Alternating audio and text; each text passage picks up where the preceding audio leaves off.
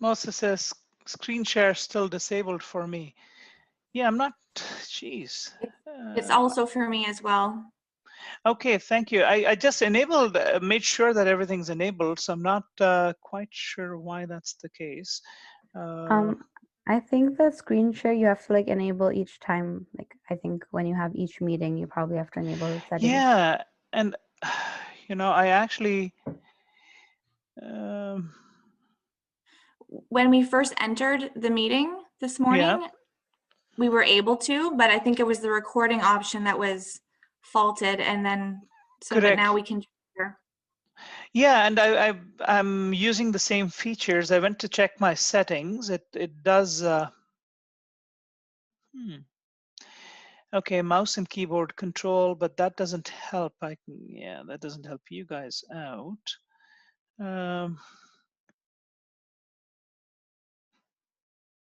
Okay, let's see. Professor, could you try going to your advanced settings? To which one, Brian? So if you go to settings, there should be an option that says advanced settings. Yeah, so when I go into advanced settings,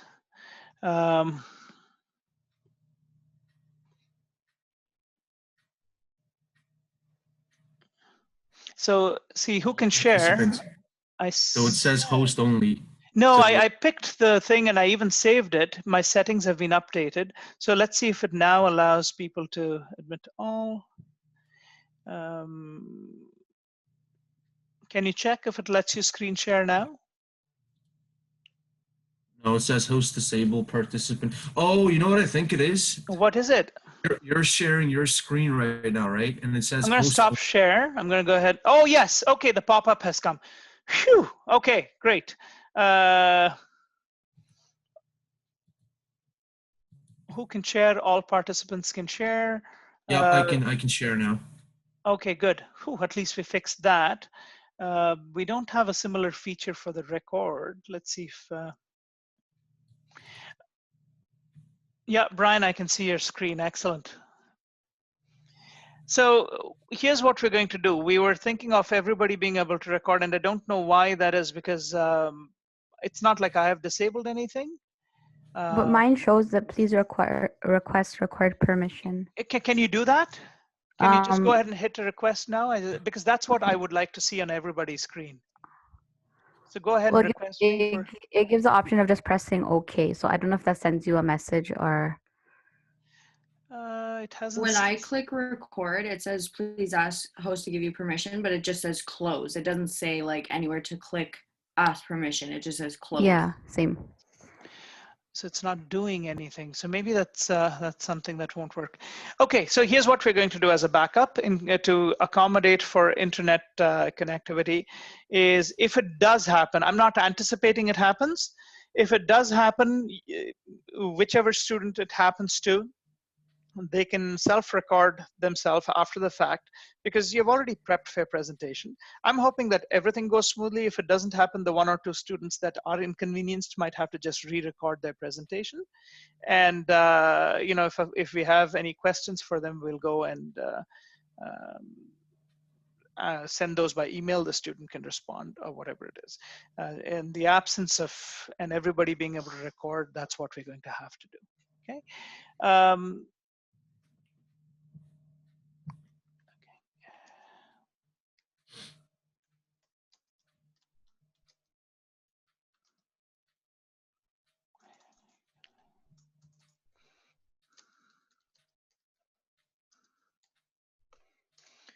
Kendra, yes. Yes, I know this was outlined yesterday by some of the other students and class participants regarding the time. So our group does not have 6. Correct. We have 5. So I was practicing my presentation and I can squeak it in 8 minutes. So I'm not sure if I can. That's fine because participants. That's fine. Yeah, because for groups that are smaller, the content per person is greater. So we recognize that. So there's a bigger allowance for time. Okay, great. Thank you. No problem. Okay, so we should get started. So what we're going to do now is we're going to start with intimacy and sexuality. So go ahead. I think it's the first group, which is. So I'm part of the first group, but we were the ones that also did the topic on widowhood. Right, you guys did widowhood. So is anyone talking about sexuality and intimacy then? I guess no group for that section. Okay, so we'll get started with the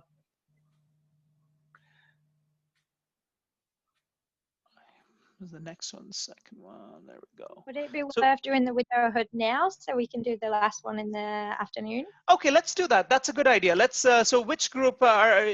I don't think a real serious fight over Zoom is possible. We don't want that. Anyway, so group 1 can start with their presentation of later life as a widower, and then we'll have group 3 presenting after lunch. So that way there's a gap between the two. All right, and let's do it that way. So who's the first speaker for group 1? Okay, so that's me. So I'm going to share my screen. Yep. Is everyone able to see?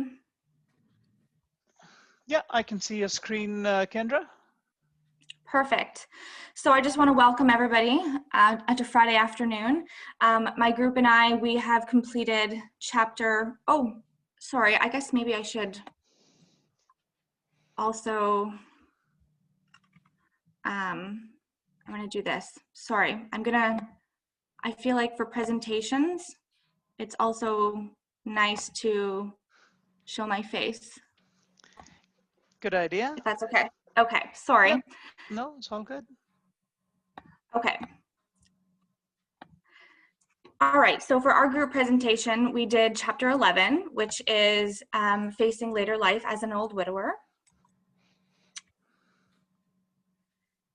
So first and foremost, I want to acknowledge the distinction between a widow and a widower. So a widow is a woman whose spouse has died in comparison to a widower, which is a man whose spouse has died. So a widower's initial experience with the loss of their spouse and then the settling into later life as a widower is rooted and embodied in the male's masculinities and their masculinity practices. So diversity in widowhood experiences are shaped by various demographic factors, such as age and race, gender, socioeconomic status, other cultural context, living conditions, whether someone has children, etc., and also, how long that the couple has been married for as well. So to kind of put this in context, some research suggests that older persons who live in rural settings that likely have limited resources, or someone that has no children, or someone with lower socioeconomic status has shown greater difficulty with the transition to widowhood and are more likely to experience worsened conditions and consequences because of it. So I've included this, this quote, becoming and being widowed in later life is primarily a gendered experience. So in that widowhood is very much guarded as a woman's issue, mainly because women are more likely to survive the death of their spouse, which reflects men's higher mortality rates and the tendency for women to also marry older men as well. So with that, gender differences in widowhood in later life is quite the controversial topic. One scholarly source outlines that men have poor psychological well-being compared to women, particularly in the long run when entering widowhood. So I mentioned some statistics here. So they have a decline in health. So they've shown, so this could include poor nutrition, sleeping patterns, also, higher frequency of like unhealthy behaviors such as smoking and drinking, things like that as well. Higher mortality rates and morbidity. So it was outlined yesterday that this is much more frequent for men. And all of these also contribute and have shown positive relation to between the health and psychological well-being for men. Also the increased need to assume domestic tasks, which can also contribute to psychological like distress, and then of course reduce social interaction. So widowers, in contrast to widows, have shown to have fewer social connections, and also there's limited access to other widowers because of their statistical infrequency, which I'm going to discuss next. So the prevalence of becoming a widower. So in our text, Men, Masculinities, and Aging, it provided some US statistics stating that 23% of older men that were aged 70 and older have been widowed, in comparison to the higher percentage of women, which is 51% with that same age. Now, I've also included, for some contrast, some more recent statistics, and there are Canadian. So an overall percentage of older adults 65 and older, 25% of all Canadian individuals aged 65 and older have been widowed, showing 11% of those for men and 37% for women. So, and as you can see by the chart, that it goes up like the higher prevalence with age, of course, which kind of also shows into context the parallel of aging and some of the chronic conditions as well. So while the number of widowed older men is increasing globally and has been outlined in our text, the overall rates of widowhood has declined over the past decade because of longer life expectancies, higher divorce rates, and more single older persons as well. So becoming a widower, there's various transitions. And so I just want to outline that widowhood is very much a chaotic narrative in itself, and becoming a widower is very chaotic. So, but it's important to recognize the initial experience in comparison to the ongoing and the settling into later life, as I mentioned when I first opened up. So bereavement is very much the initial experience, so the short circumstances following the death of the spouse, whereas widowhood is the continued experience. So the transitions of becoming a widower, there's various consequences. I've outlined some of the more predominant ones, which include economical, so financial hardship, so perhaps due to the loss of a partner's income and benefits, so having to create difficulty to afford property taxes, like utility costs, home repairs, those types of things. Social, so of course the absence of companionship and having to adjust as a new identity as single. So, having to adjust to that transition as a we to an I. And so with social context, that very much involves, an official change in marital status, and also having to adjust to, social connections and relations that once involved couple activities. So again, because men have shown to have fewer social connections, and also, perhaps based on their some men's traditional masculinity, so the hegemony masculinity, and not wanting to open up and express themselves and share perhaps as much in comparison to women, there's a higher risk for social isolation as well. And then psychological, so of course the distress and grieving that follows the death of a spouse. So of course the initial shock, anger, loneliness, those are also some severe consequences. But also I want to include, the increased financial strain, the changes in social relations, also with the additional stress that one might have with having to maintain or to assume new tasks or roles like household responsibilities, all kind of exacerbate that psychological distress as well. And so, life changes, especially in later life, the transition, but the loss of a spouse has been long recognized as, very stressful, and likely is one of the most traumatic transitions that an older person can experience. And then at the end for my section, I just wanted to close with this quote from our texts that says that aging men who've been coupled for many years, they come to depend on their partner and their habitus of we for their essential needs. So therefore, widowers are confronted with habitus changes. So they have to now transition to widowhood and the need to care for themselves, having to manage their diet, household responsibilities, having to keep up with medications, those types of things. So next, I'm going to welcome my classmate Susie. She's going to discuss more on bereavement. Great, thank you, Kendra. Good job. Before we have Susanette start, does anyone have questions for Kendra or comments regarding her section? Oh, it was a clapping. I thought it was a question, but it was applause. It was well done.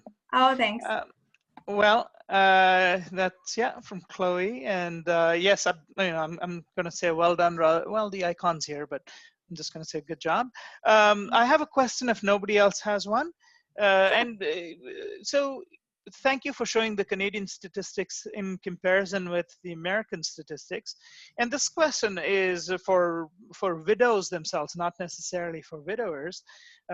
So it says, amongst older women, it doesn't specify the age for Canada, but it says 37% of older women in Canada are widowed versus 51% in the United States. And is there an explanation for the big difference other than simply that men live longer in Canada? So in the chart, so I received the data from Statistics Canada, but also in a text that I use in another course.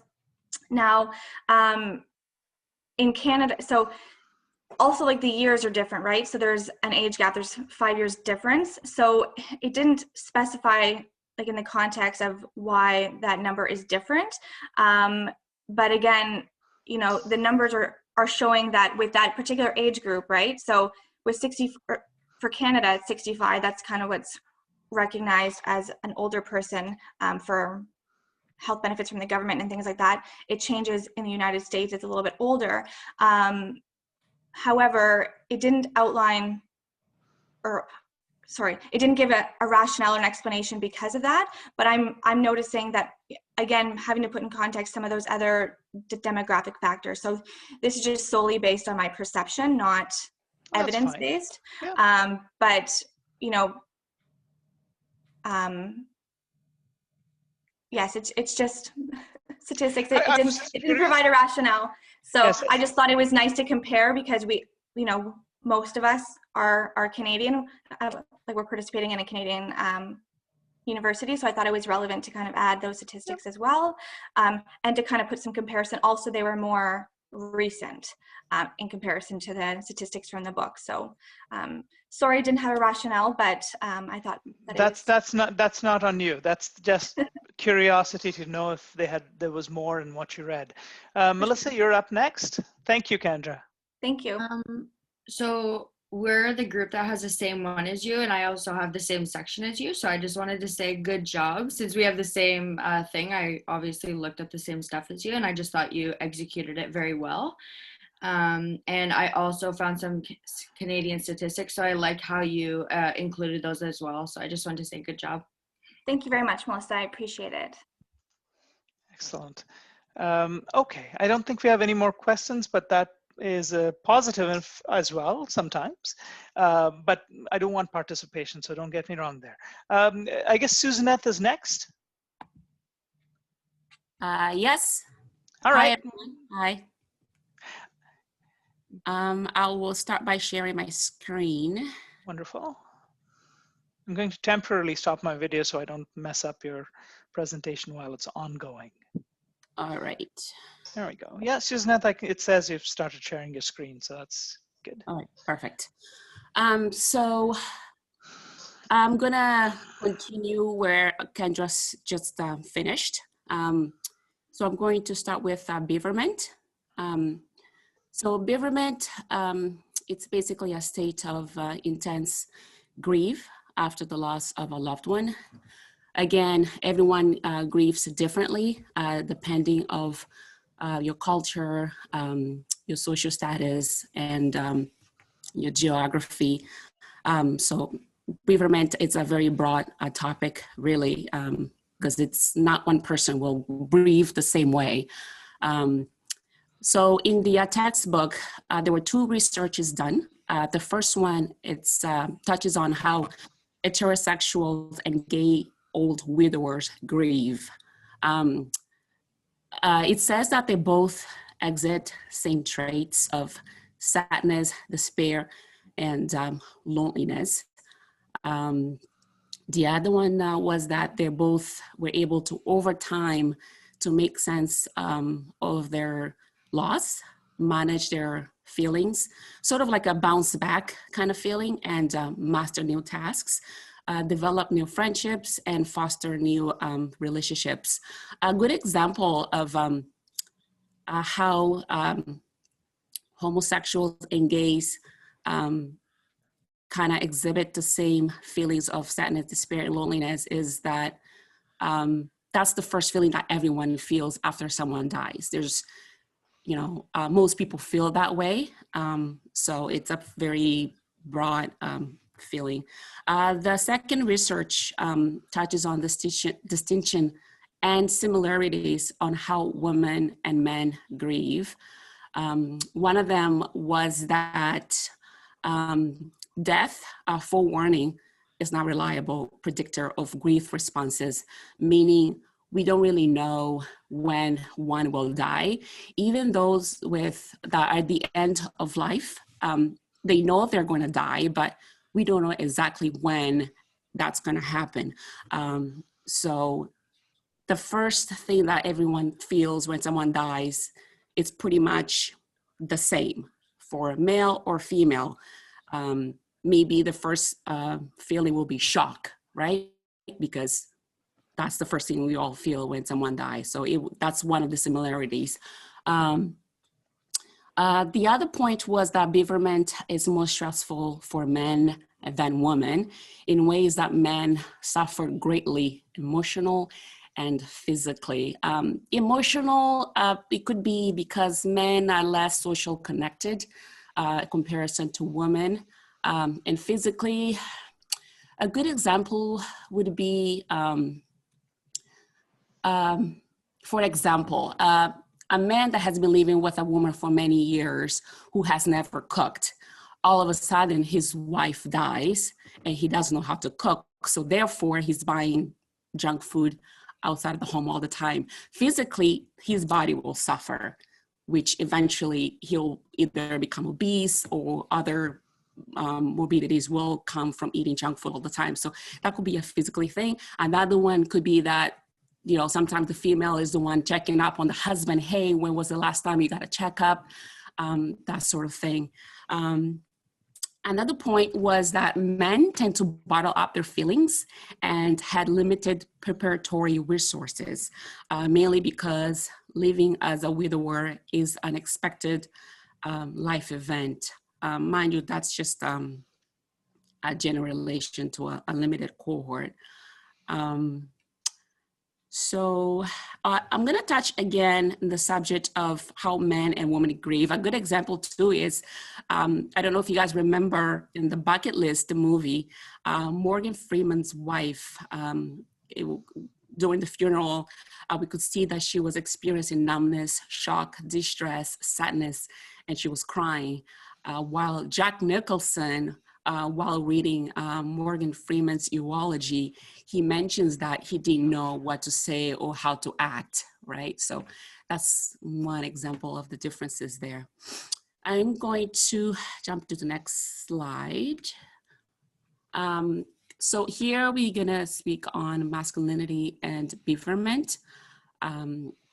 So bereavement and masculinity trajectories depend on culture, habitus, life experiences, and social supports. For example, someone who grew up in an African village will certainly beaver or grieve very different from someone who grew up in Canada.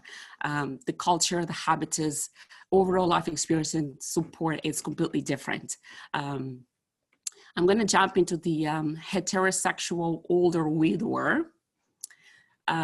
So in the textbook, in terms of masculinity and bereavement, there was 2 key points that I took from, which was heterosexual older widowers and race differences. So I'm going to start with heterosexual older widowers. It states that they were able to vocally express their sadness, anxiety, and depression during an interview much easier, but not writing on a paper and a pencil. For example, one of the interviews, while during the interviews, one 80-year-old widower whose wife died 7 years earlier commented that sometimes I felt like ending it all. To be honest with you, I mean, I don't think I would have done that, never do that, but I felt that. So that's something that he was able to vocalize it, but for some reason, men don't like to write it down on paper, which is, I found that very odd. Not quite sure why that is. It didn't really state on the book. Another point was that early in the bereavement process, loss-oriented feelings and behaviors were more pervasive. And then later bereavement was more about restoration-oriented, where the widowers were doing new things, attending to the changes in their lives, and also rebuilding new relationships. Kind of like, time, as time passes, most men eventually bounce back and find new meanings in life. The next point was race differences. It said that white widowers, more often than African-American widowers, report feeling unhappy, depressed, and lonely in their second year of bereavement. What increased widower positive effect was the length of time since the wife's death, the number of new or old friends, and having a confidant. One thing that I've noticed between white and blacks, I know for a fact in African-American communities, they're more likely to live in large households. Usually they have their uncle, cousins, second cousins, grandma, great-grandparents. That's actually very common, as opposed to the white families, where it's usually the father, the mother, the children, and eventually the children move out, and then it's only the father and the mother. And then if someone dies, there's usually that one person there alone. I guess that's a great example of why white widowers more often than African Americans report feeling more unhappy and depressed. So next one, I am going to talk about masculinity and bereavement in terms of resilience, because that's eventually what happens. Not for all, but for most older men, they do eventually become resilient and adjust to their new realities by having strong social support, by making new meanings as a widow person, and finding new hobbies. I'm gonna use example as my in-law actually. My in-law, he lost his wife 5 years ago, and the first 2 years were pretty tough.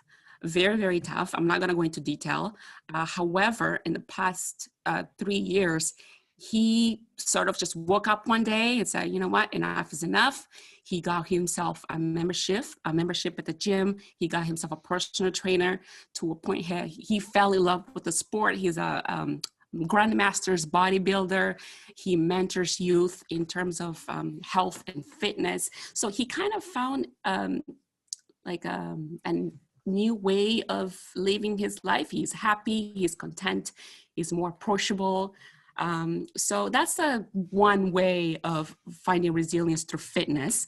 Another point was that resilience is achieved gradually, and eventually old men move on. However, in the textbook, there's a part where it says that there's no indication of avoidance of thinking about former spouses.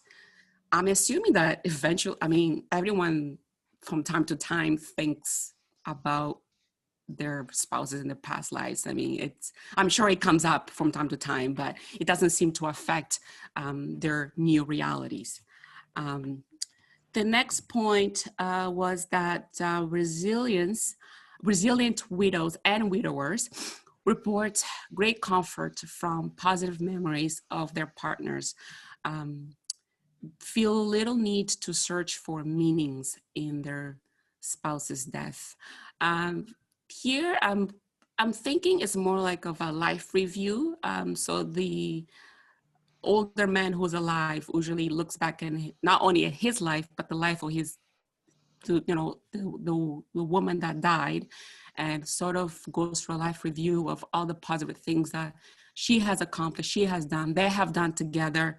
So that seems to be a very positive way of dealing with someone's death and helps them to become more resilient, it seems. And that's it for my presentation. Any questions? Thank you, Susanette. You're welcome. All right, so the floor is open for questions for Susanette.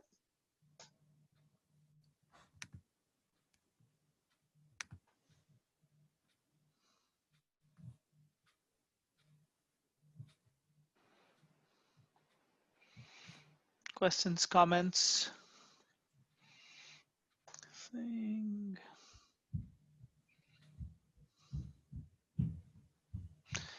Susanette, I guess you're using the same presentation. I don't know who's coming up next, but can I stop your participant sharing? Is that okay? Yeah, absolutely. Okay, so we have one chat window thingy. Chloe says, great work. Okay, so Susanette, I have a question for you. What's my... Go ahead. Yeah, can you explain that despite knowing that death is arriving, why is it not a predictor of grief response? Do they explain why that is in the textbook? And what does that really mean? What I got from it was that, so despite of grief response, meaning like when someone dies suddenly, you don't really know how you're going to act. No one knows how they're going to act, right? So it's... So that explains that grief response is unpredictable. I get that. But, yeah. Right. So is the author trying to essentially say that even if you know that death is impending or death is coming due to cancer, due to hospitalization, and they have to be pulled off artificial life support, even if you know they're going to die, it still does not predict how the response to loss of a spouse is going to be. Is that what you think the author means? Absolutely, absolutely. Because I think in for a masculine man, I'm sure they usually think, oh, I'm going to be fine. I'm going to, be a strong, masculine man and act a certain way. But when it actually happens, you'll completely go a different route. Like you don't know what's going to happen. You don't know what kind of emotions will come through you. So that's how I see it. Okay. Well, thank you. Tree? Just a small, teensy tiny question. Like you, I was intrigued about the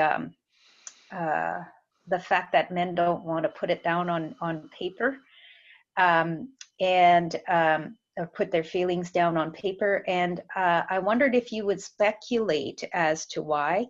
I know that I have speculated a little bit, and I think that it is because there's a permanence to that act of writing. What would be your take on it? Great question, Teresa. I had the same feeling as you, because once you write things down, it's almost like writing a goal, right? They say that if you write a goal, it's most likely to happen, right? So if you are grieving and if you write down, I'm going to end my life, right? Mm-hmm. Chances are, that's what I'm speculating as well. Chances are you will go and do it. Right.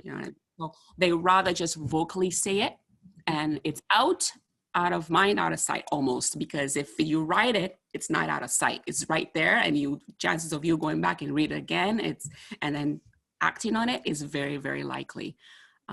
So that's what I'm speculating. I'm not quite sure why my men don't write it down, because females, we tend to journal, right? We're all into journaling. Right. Interesting. I'm going to give you a middle-aged man's perspective on that. But it's a sample of one, okay? So don't take it as you will. But this is a great discussion. Yes, I completely agree with things not wanting to be permanent and to be reminded of how you felt when going through the grief. The other thing is, as it relates to the masculinity script, that is actually evidence that you're not sticking to the script, right? So the more you are tied to the masculinity script, the less, even as you're grieving because it's overwhelming, you still don't want that evidence sticking around, even for yourself. Wow, that's great insight. Thank you so much. That was perfect. Yes, thank you. Yeah, so it's you want to speak to a certain masculinity. You may not be able to do that masculinity under certain circumstances, but you don't want any evidence hanging around. Sorry. Yeah, that's definitely a very masculine trait for sure. Thank you. Okay, no problem. Sorry, I just felt the need to jump in. That was a great discussion, though. Akifa? Yeah, I also like thought that potentially it could also be that, well, the textbook also wrote how men gradually opened up in lengthy interviews. So like as the interview proceeded, they then started opening up about their emotions, but then like maybe writing down on paper is like on the spot type of thing. So it's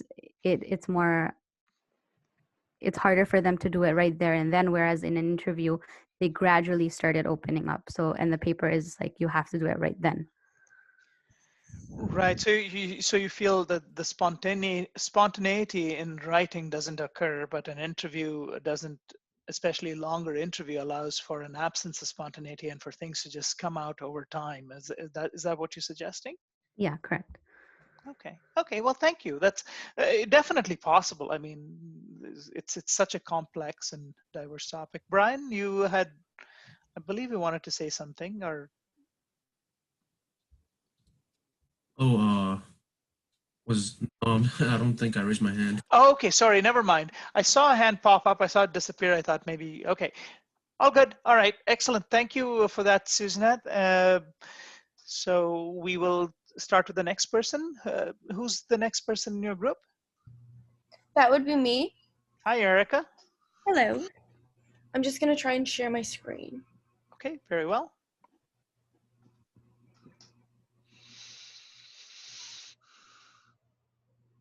Screen share is successful.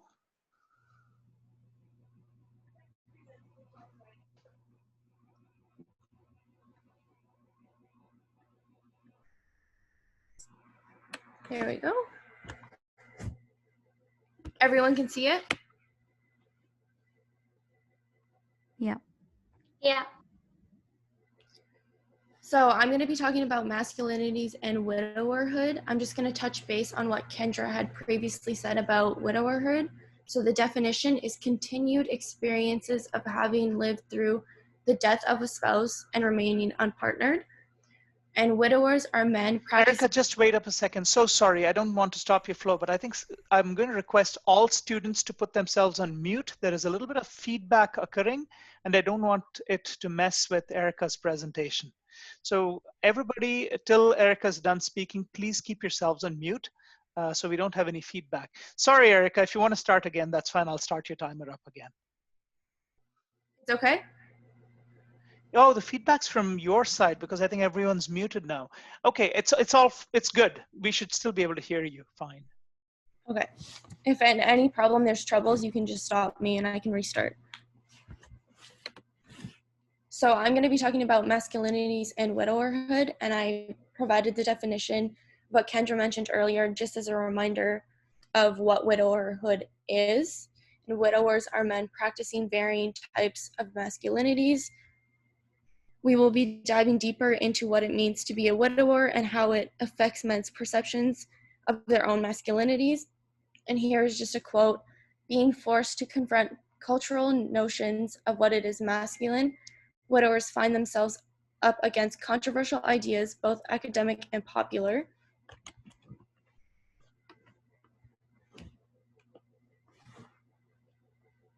So masculinities and widowhood and the negative connotations associated with it. There are numerous negative connotations associated with masculinities and widowerhood described throughout the chapter, and these factors include ageism and normative aspects of woman. So through the ageism perspective, they are viewed as an end-of-life problem. So being too close to death, and because they're so close to death, it's not worth worrying about. It's not an issue of concern. Lack of concern for lived experience. So a tendency to ignore the problems associated with widowerhood as if it just doesn't exist in general. A hushed topic both socially and culturally. So being a widower is almost as hushed as the idea of dying and death as a conversation in today's society, often because people are unaware of what it is and what it involves, and they don't know what to say to those who are widowers. There is a lack of understanding towards masculinity practices. So outsiders and widowers themselves are unaware of how to approach masculinity and what it means after the loss of a spouse or a loved one. Going into the normative aspect of woman, it is normalized process of aging for women only. So typically, men die before women, leaving a gap in understanding or representation for widowers. If we go to the quote, it touches base on that and validates the fact. So spousal bereavement and widowerhood have been recognized mainly as women's issues, chiefly because population and aging is not gender neutral. So widowerhood is not fully understood. There are studies that are done, but with a very limited amount of widowers, and oftentimes the focus is on women, and if it focuses on men, it's on individual psychological changes in health and not a general overall perspective. Limited cross-sectional and longitudinal research. So there's limited detail. It's limitedly examined what older men experience and how they experience widowerhood.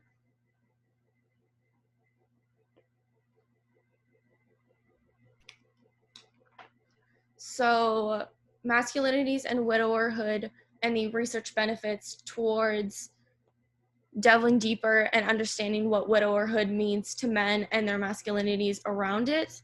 So it provides insight into the widower's masculinity practices and experiences in both cultural and social aspects, and it provides understanding into the emotional work and routine practices.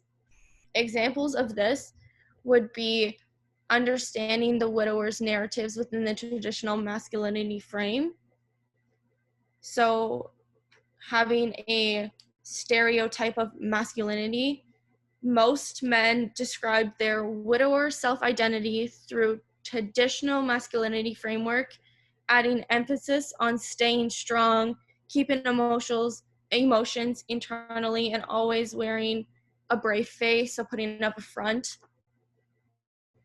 Deficiency in domestic skills acquired through daily living, so reporting a deficiency in skills such as shopping, cooking, and general all-around household maintenance. Believing women are more equipped for widowerhood, so having the perception that women are more able to deal with living alone, as well as insight into their lives lived through separate spheres of like his and her tasks. So having the wife do all of the, as mentioned above, the shopping and the cooking and the household cleaning, and men focusing more on the quote unquote more manly stuff, such as repairing and working and etc. So change in vulnerable status into resilience by becoming self-reliant. So this is the need of self-dependency. Masculine self-reliance are both driven by the need of basic survival skills and toughness, and they feel as though they must display it. Masculine self-reliance would be focusing on how they have perceived themselves throughout their entire lives, their habitus of feeling strong, putting on that brave face, and going through it. Even though these survival skills are a breakthrough, widowers typically have reported that they continue to mask feelings of loneliness. This is to say, in sync with the guidelines of never aging masculinity ideologies that expect men not to reveal to others their feelings of depth and pain. Expressing how they endure pain and hardship is mostly an internal kind of process, and they do not like to share it because they feel like as though they shouldn't and they can't.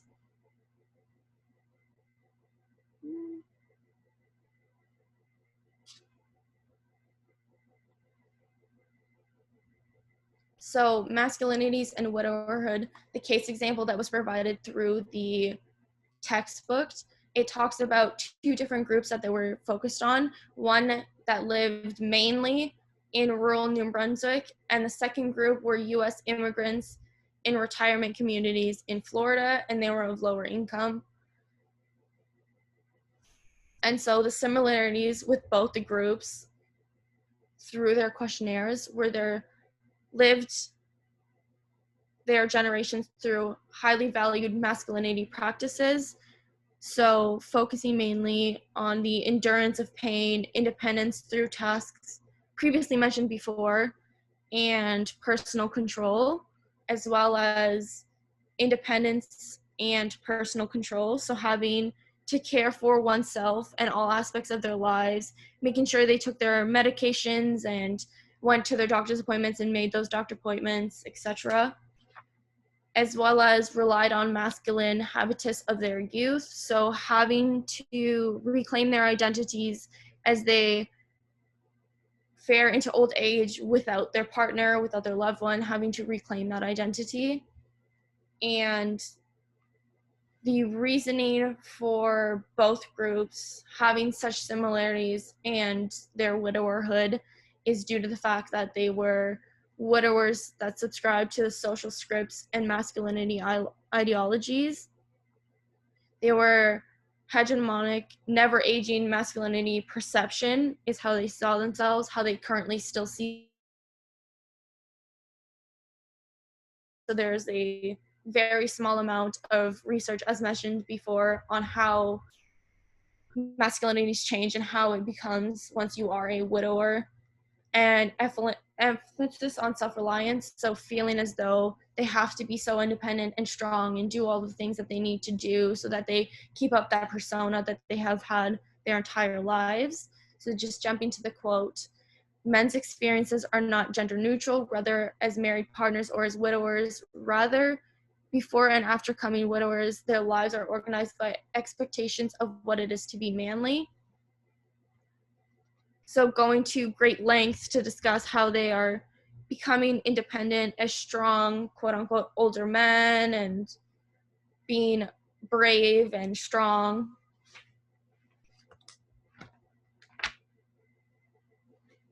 So masculinities and widowerhood and the means of aid.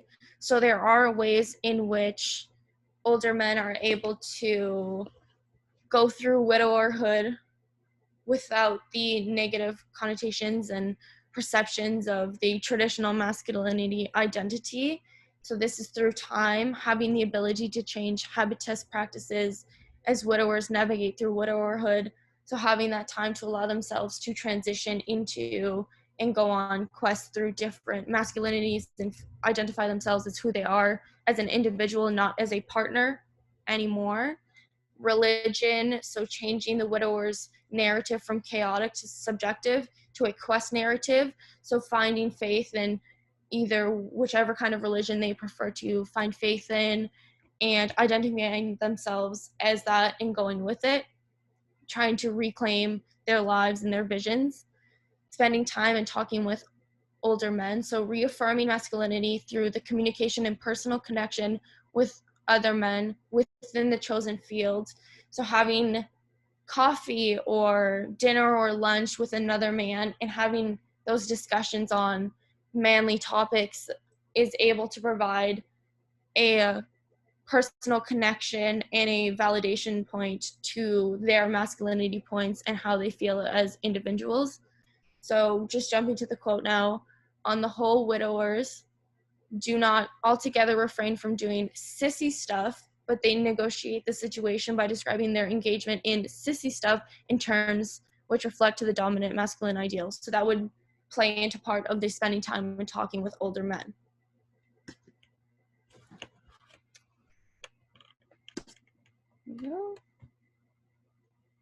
Oh, this is someone else's slide.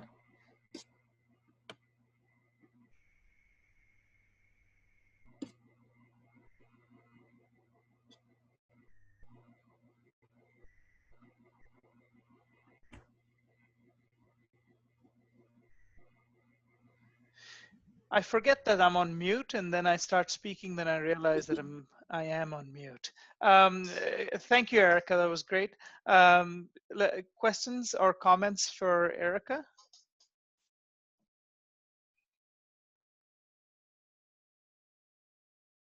Teresa, thank you.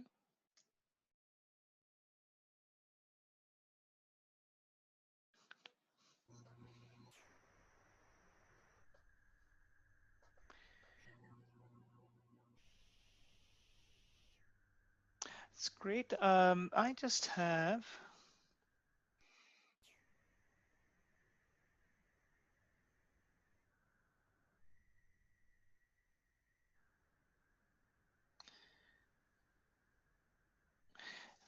a question. As you were reading through, and you spoke about, towards the end, you spoke about, let's say, how their practices in seeking aid and reformulating their habitus, they continue to explain it through the masculinity script.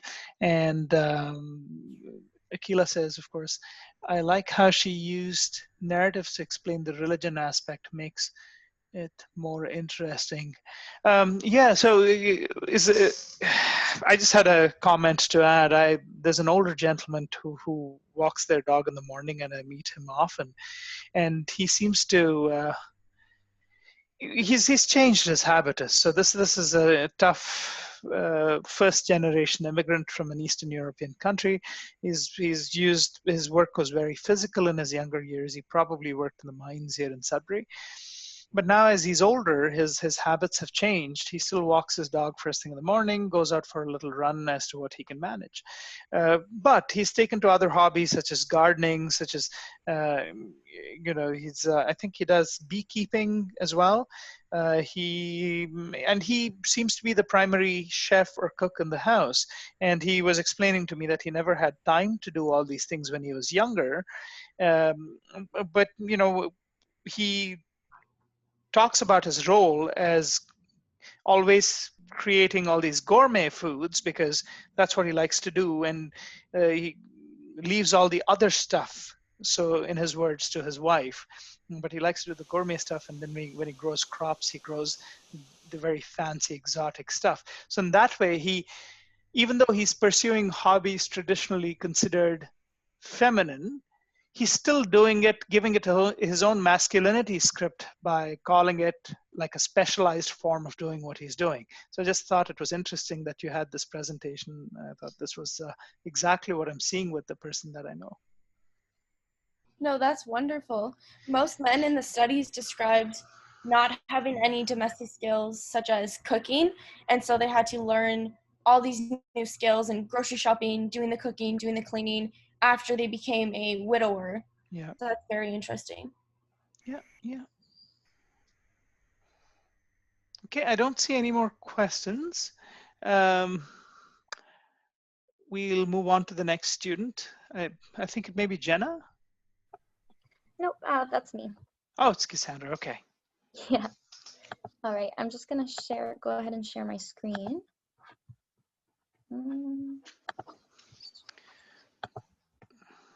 All right, can everyone see that? Yeah, I can see your screen. All right, perfect. So my part of the presentation was the chapter on gay widowers. And I think first I'm gonna say that while reading the chapter, I noticed it's a lot of studies, and it's really based on a variety of surveys and interviews for where they got most of their information. So just to start, their first study that they talked about was investigating widowed gay men. They put together a research team to study about 20 British widowers whose partners have passed away. The research team found that the widowers were facing two competing identity challenges. So the first being the widowers felt like they were expected to grieve, but also they felt they were expected to mask the extent of their grief. So I added a quote at the bottom here. So, men don't find it very easy to deal with grief, to burst into tears. On one occasion, I remember someone who is a neighbor of mine up the road. I was out, put my car away, and he said, "Donald, how are you?" And I said, "Well, you may not know, but Raphael died a week ago." Well, I burst into tears, and he grabbed my arm and he said, "Be careful, men don't cry in public." So if that experience and that quote doesn't speak volumes, I really don't know what does, because I also feel personally, and I don't know if we're supposed to give our exact personal opinion on this, but I think that people making comments like that give a sense of endangerment, especially for gay widowers in general. Saying "be careful" probably makes it harder for them to want to come out and be open about the subject, because it kind of gives them the sense of why should I be careful? Am I not safe? Is there something wrong with what I'm doing? So I feel like it definitely makes it harder for them. And it illustrates a dilemma between widowers of all sexuality, well, whether they're straight or gay, regarding their public display of grief versus other people's inability to deal with their grief. Again, just going back to that comment that he made, obviously the individual who said "be careful, men don't cry in public" probably felt uncomfortable and has a hard time dealing with men showing their emotions in public. Did you have a question or anything? Okay, just because I noticed No, sorry. Microphones are on, that's okay, I just wasn't sure. Great, yes. I think, yes, just going to the next slide here. So in the study, most of the gay widowers lived with unresolved humiliation and anger from consistently being deprived of their rights. An example of this is when it's time for the widower to make important decisions regarding organization and care of the death of the partner. So some biological family and medical service providers ignored their partnership completely during the process. So another study that they had going on here was in 2014. It was about the study of same-sex partners in later life bereavement, so pretty much the same thing. The study found that the somewhat hidden nature of the relationship made it difficult for people to grieve with their partner's death in a loving partnership way rather than a friendship-only way. Many of the participants had difficulties with their partner's biological families taking over funeral arrangements without including them in any sort of details. An example that I had of this is Edwin. So Edwin was in a 16-year relationship with his partner, and after his partner passed, he said he had very little support, and because I wasn't out, I think it's important to be out now in hindsight. And what I think I understood from this part of the study was that Edwin actually had an issue with the biological family, so he was thinking about wanting like a joint headstone, but the family went ahead and never included him in the what did I say, like, details, and to find out that a joint headstone wouldn't have been accepted in the church or in the graveyard, and it was a whole thing. Yes, which I guess is why he said he wasn't out, but he would have wished he was out, because it probably would have been easier for him to deal with that situation, knowing that others knew that he was in a relationship with this person and not just a friendship. So finally, in 2016, Marshall and Harding developed a 2-axis model based on LGBT experiences. The model was based on whether relationships were disclosed to others or not, and whether other people acknowledged or accepted their relationships or not. So I kind of just put their exact thesis because it was hard for me to kind of find a better way to put it into words. So the bereavement experience of widowed gay men who are out within their community and have their partnership acknowledged will be similar to heterosexual widowers. Yet, there are 3 other groups in this 4-cell model whose experiences are uniquely determined by being gay. And for men within each of the groups, their bereavement will be more difficult. Well, sorry, I lost my train of thought there. I think that's actually the end of what I have. So on that note, it's going to be passed over to Jenna, I believe, who will be presenting the next chapter on rethinking widowhood. And sorry, I've never actually presented on Zoom before, so it's very distracting and hard to follow along. You know what? You did really well. It is distracting and it's a little bit of a challenge, but I thoroughly enjoyed your section, so don't have any misgivings. So don't worry about it. I don't know how to stop sharing. I'll stop the sharing, okay? One sec. Okay, thanks. Yeah. Okay. Okay, perfect. There we go. Okay, so really very good section, and very good job explaining all the bullet points you had. So did you have, does anybody have questions before I get started? Questions, comments?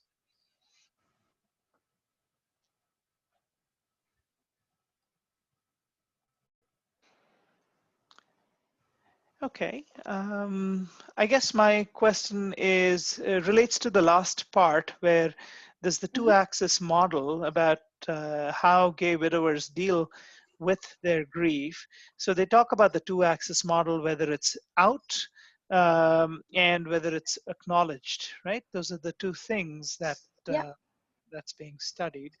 And so obviously, you know, when they talk about a 4-cell system, they're talking about, I'm just going to see if we have a whiteboard or something to share that.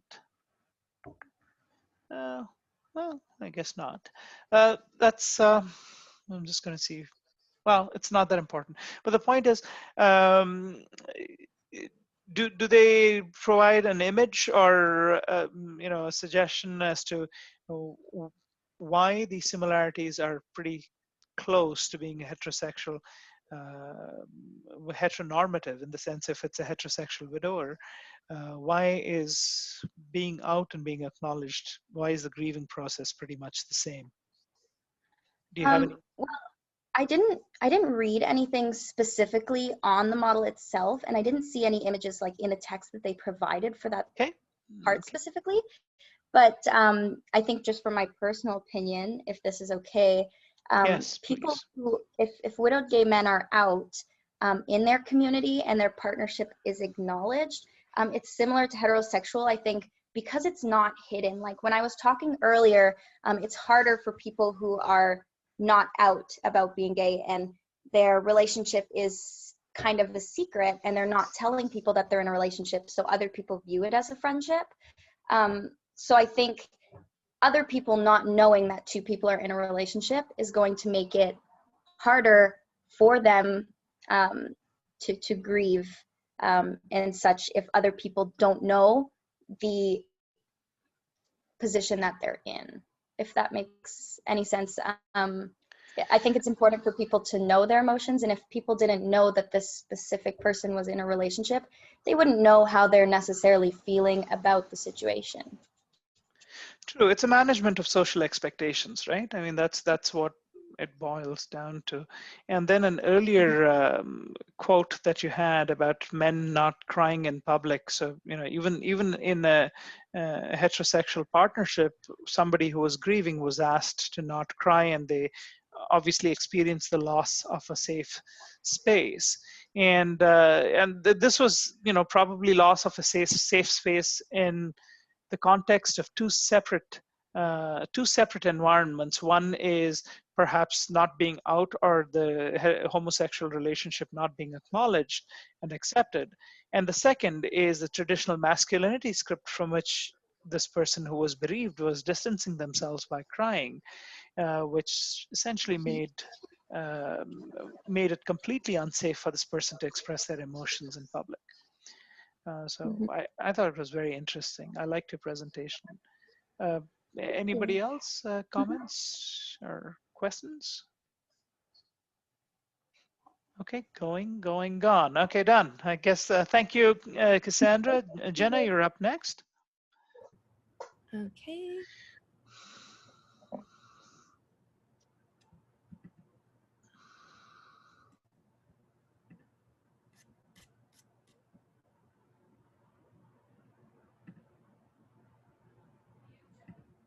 Oh. Sorry. Good. We're just going to do it this way. There we go. Okay, and everyone can see? Yes, I can see it, so I assume everybody else can as well. Okay, so I'm going to be talking about my part now, which is on rethinking widowhood. So to start off, I'm actually going to need you guys' help for something. If all of you can just close your eyes for about 3 seconds, I just want you to think about widowhood. Just close your eyes and think about widowhood. All right, so now I bet for the majority of yous, the first thing you started picturing was a woman left on her own to raise her children after her husband never returned from war, or even a little old lady who outlived her husband. But a few of us, especially the woman, never imagine an older man outliving her husband. It's just something that we never think about when widowhood comes to mind. Automatically, we just go straight to thinking of a woman outliving the male and never a male outliving the woman. So a quote I chose from this chapter reads, "There is a need for greater exploration of the differences among widowers and how social inequalities limit or enable the man's widowerhood experiences." Now, because men want to keep a masculine appearance, there has been little to no research regarding how men specifically handle widowhood. Let me just go here real quick. So based upon the little studies that have been done, it's evident from the chapter that I read that the thing most men found difficult heading into their new lives as a widow was the lack of social structure. That's the thing that most men struggle with. So due to societal gender roles, the husband was often the breadwinner, while the wives took care of social events such as connections with friends, family members, neighbors, dentist appointments, doctor's appointments, etc. So touching base with what Erica and Cassandra was saying about how it's all a bunch of new life skills that they have to learn. Not just that, but now they also have to learn the social skills, because not just learning how to cook or clean, but there's a whole social aspect to it as well that usually the wives took care of that the husband never had to worry about before, which all becomes both overwhelming and lonely, as social connections is the hardest transition for a new widower. So the majority of men prefer to stay single, but in turn made new connections with new women, not romantic or sexually, but in a friendly manner in order to maintain their masculine gender role while having a female friend to benefit from the social aspect. This also allows for new friendships, as the widowers' previous relationships were based on marital gatherings, which in turn would leave the widower feeling a little bit like a third wheel. So after the wife passes away, for the widower, the only friends they have remaining are friends that were group friends, so a bunch of married couples, and it becomes really awkward and alienating for the widower to hang out with the coupled up friends still, because it just, you feel like the third wheel or the awkward one out. So connections like that die off and you lose those kind of friendships. You still, every now and then they touch base and talk and stuff, but it's never as close as it was before. So these new relationships are extremely important for maintaining that social aspect. So reflecting back to one of our first lessons, widowers create these female relationships in order to maintain a fish in water balance without ever having to leave their comfort zone.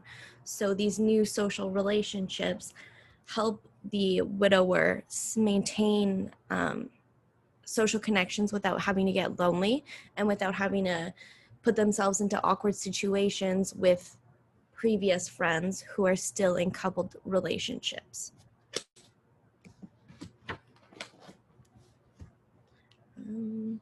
Now, the main issue with this is that most new and beneficial relationships that the widower has formed have a timeline and only last for a significant amount of time.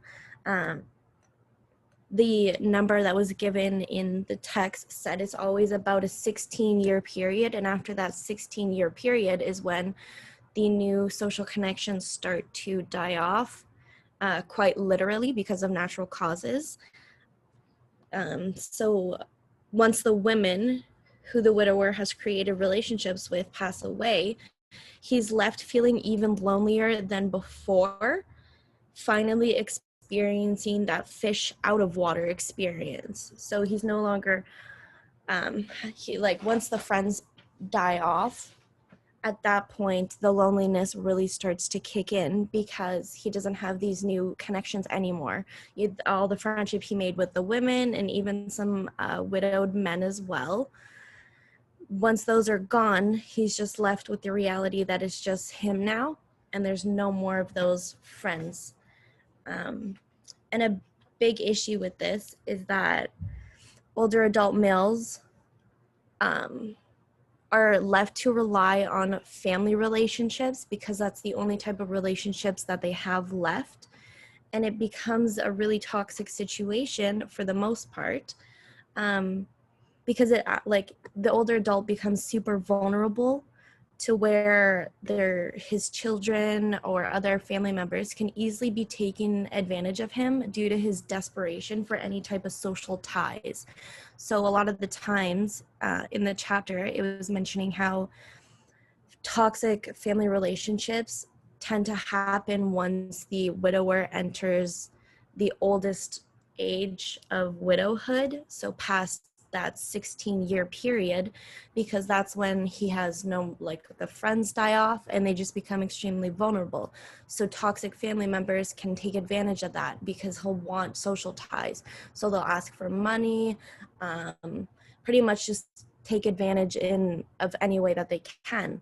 And that becomes really sad because they hold on to that because it's the only type of social connection they have. So they hold on, but it's not even a good social relationship. It's just a very toxic situation.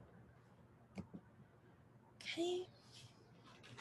Now, there's a large misconception, that men who experience widowhood cannot cope and come to terms with their new way of life. But in reality, men handle widowhood a lot better than society presumes.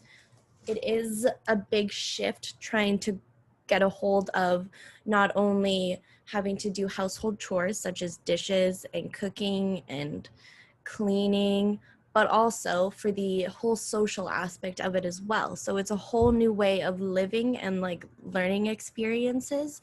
Although most older adult males do come to terms with it and they are actually able to grow from within. There's a few of them that, you know, it's a hard time and they're not able to cope properly. But for the most part, a lot of them will start going to the gym more often. They can become better versions of themselves. New experiences are being had, memories are being cherished. So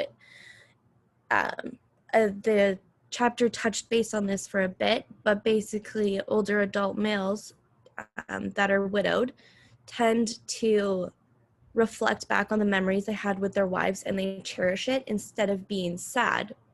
And this is when they have the new social connections because they're living in the moment and they feel very happy and free, almost like a new being. They still miss their wives, but they cherish those memories and reflect back upon them. And so they are very resilient, and we don't give them enough courage because it's incredible that they're able to go through this and come out better on the other end. So yeah.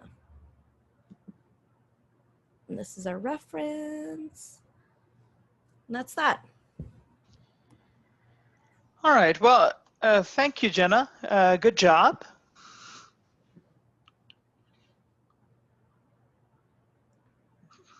Questions or comments for Jenna? Yeah, there's one person applauding, so that's a good thing. I thought it was good job that you did with your presentation. And I think I like how you explained the fish in the water experience in terms of how widowers try to repartner to keep it consistent. I have a question for you. You may or may not remember the answer. It depends on, I suppose, how recently you've read the stuff. One of the things that widowers are thrown off by is the disappearance of social connectedness. And there's a lot of gerontological studies demonstrating that women in a heteronormative relationship are typically the ones that keep all familial connections going, whether it's family, whether it's friends, and they almost outside of work, they're responsible for the largest social network that a couple has, particularly the man has. Do you remember what is the term applied to women who, most women do this, but there's a term for that. Do you remember what that term is? I'm pretty sure I have it written on my slideshow. No, it isn't. But no, it isn't. That's why I'm asking you. And if you don't, you're not on the hook for that. I'm just curious if you remember. Anybody in class wants to jump in, and if it's a very specific term, so I don't expect anybody to remember it. But it's very important to think about how familial connections revolve around matriarchal individuals, or even women married women in heteronormative relationships. That's how it seems to be. The word I'm looking for is kin keeper. Have you heard that word? Oh, yes. Yeah. So typically women assume the role of kin keeper, and obviously in a larger family, they're they all perform the kin keeper role, but usually there's one stronger or more connected woman, perhaps an aunt, a grandmother, someone's mom in the family, who keeps everyone buzzing and going, and she makes sure everybody meets up at Christmas and wears coordinated pajamas and so, well, whatever be the case. Yeah, maintaining kinships, that's what Susan says. Well done, Jenna. Chloe says, Joan says, good job. Lots of people, lots of compliments. Good. Okay, so now what we'll do, thank you all for speaking about widowerhood. We will take a 15-minute break. It is 10:40, and we will meet up at 10:55, and we will proceed with the next group. I believe the next group is talking about caring. I think it is caring. Yep, caring. So the next group will be speaking about caring, and then we'll adjourn for lunch. Okay, so we'll meet in 15.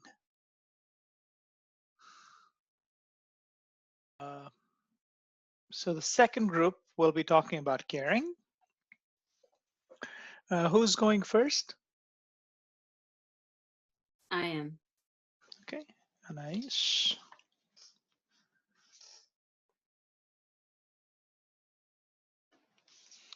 All right, we're ready when you are. Okay, just give me a second. I'm gonna share my screen.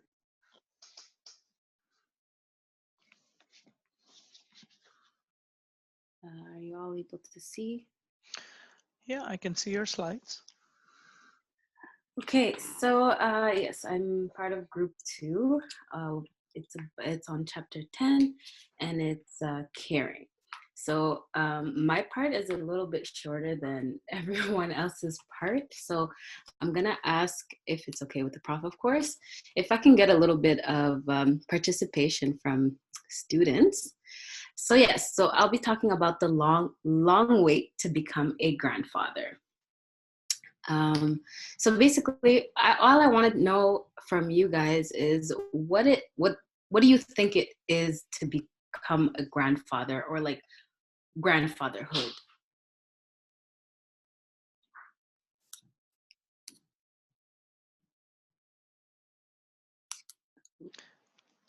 So we have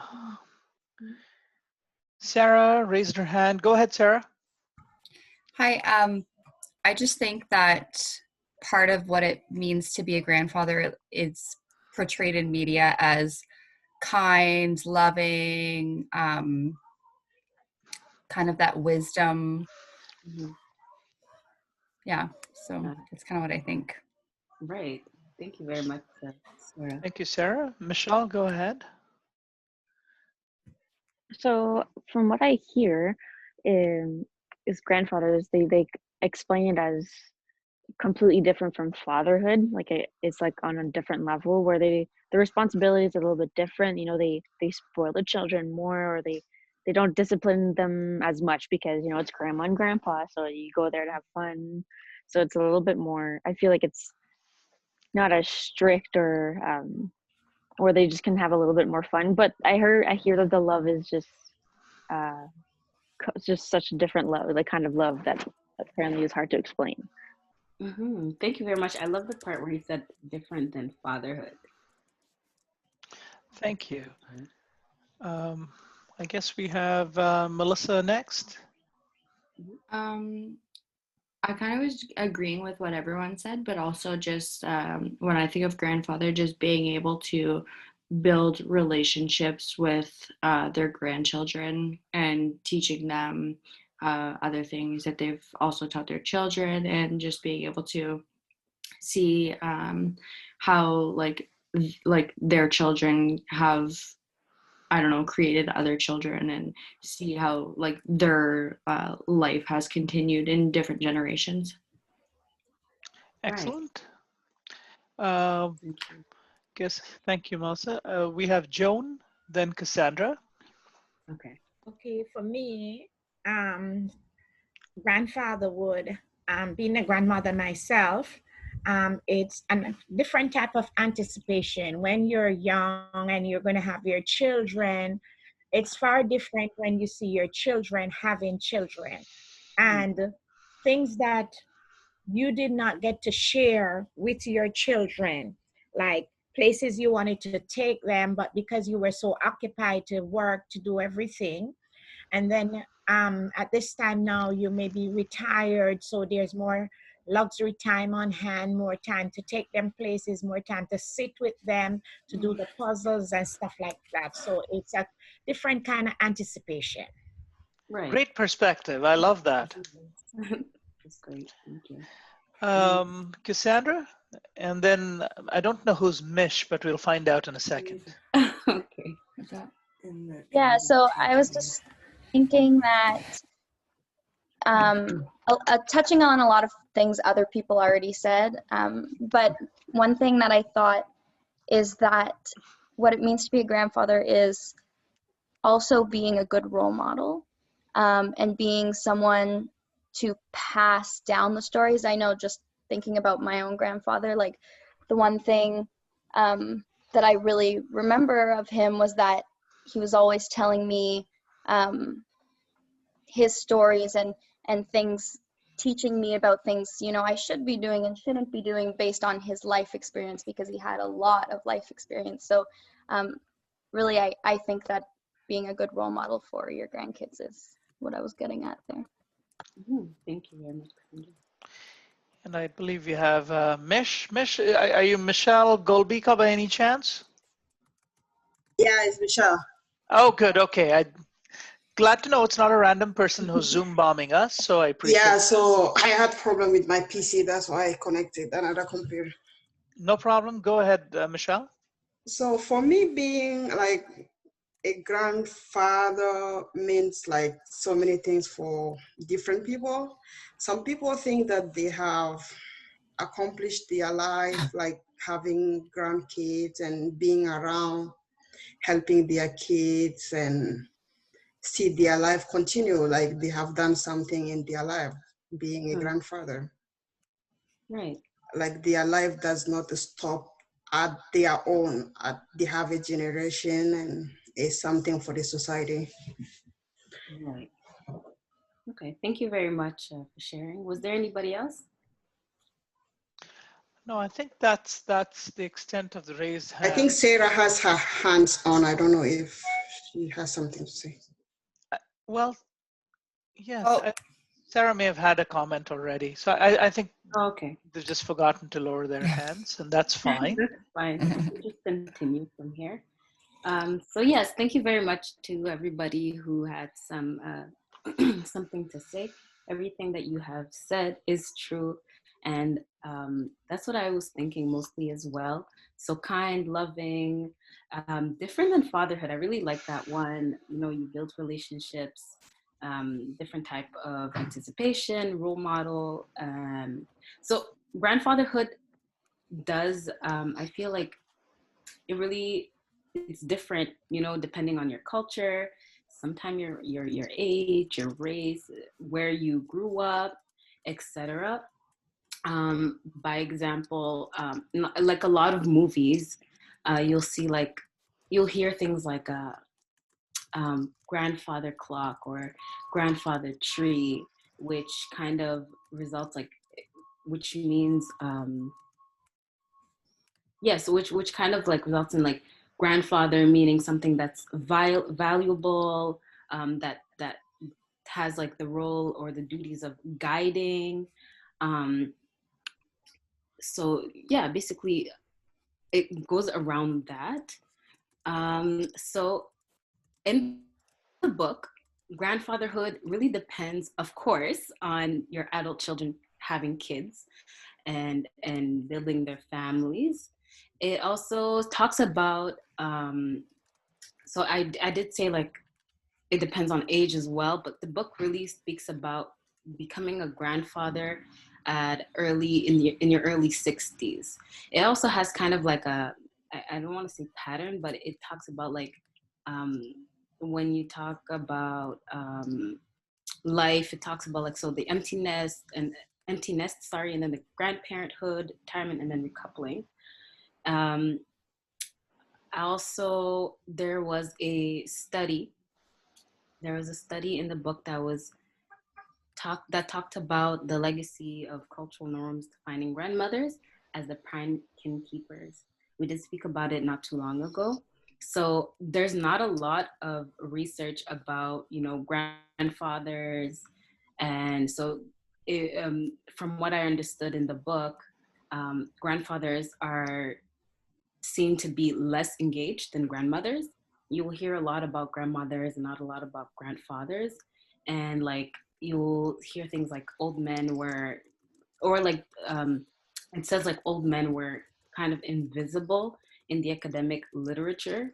And yeah, so they're mostly more involved in the workplace and less in the grandchildren's lives.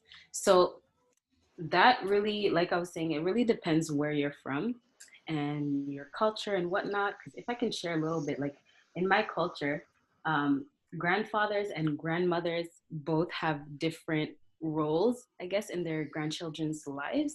So grandmother, yes, they're the keepers. They teach you about like, you know, cooking and then life, things that have to do like with the home. Sorry? No, I didn't hear Oh, anything. sorry, my mute was. Oh, okay. It's okay. So like anything that has to do with like home. And then grandfathers, they're mostly, like Cassandra was saying, they teach stories. So stories about like, if I can say like your ancestors, where you're from. By example, in my culture, we define as, so like whatever clan that we're in or whatever tribe that we're in, it comes from like your father's side. So whatever my father is, that is what I am. Whatever tribe he is, that's what I am. So like my grandfather has like basically his duties, if I can say, or role, is to teach me about like where I'm from and like our tribe and what we used to live, or how we used to live, and what, you know, what we used to do back in the day. And yeah, and like I think Joan was saying, grandfatherhood is very much anticipated, because I did read that a lot of times grandparents, it's like a, I don't want to say a way to redeem themselves of how they raised their own children, but it's like when you're going through the empty nest, you kind of look forward to spending time with your grandchildren and doing things that you really weren't able to do before then, before they got older. That's about it for my part, grandfatherhood. If you have any questions or comments, let me know. Questions for Anais? Susanette has a question or a comment. Yes, Anais, just like curiosity, do you think like in terms of masculinity, or like the never-ending masculinity, would you think or assume that becoming a grandfather, it's like a feature of a man searching for masculinity? Sorry, you said it's like a picture? Like a feature of a man looking for masculinity, like becoming a grandfather. Is it one of those never-ending masculinity? Is it like a feature of becoming? I don't know if I'm making myself... So Susanette is asking if it's part of the big story of never-ending masculinities. Being a grandfather, is it part of that big puzzle that we call never-ending masculinity? Did I get your question right, Susanette? Yeah. Yes. Thank you. No problem. Yeah. Thank you very much for the clarification.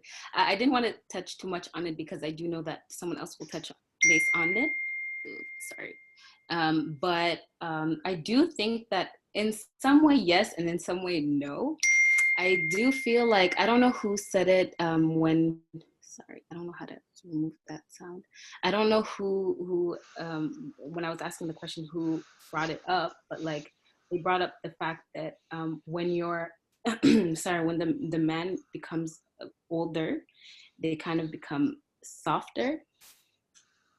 So okay.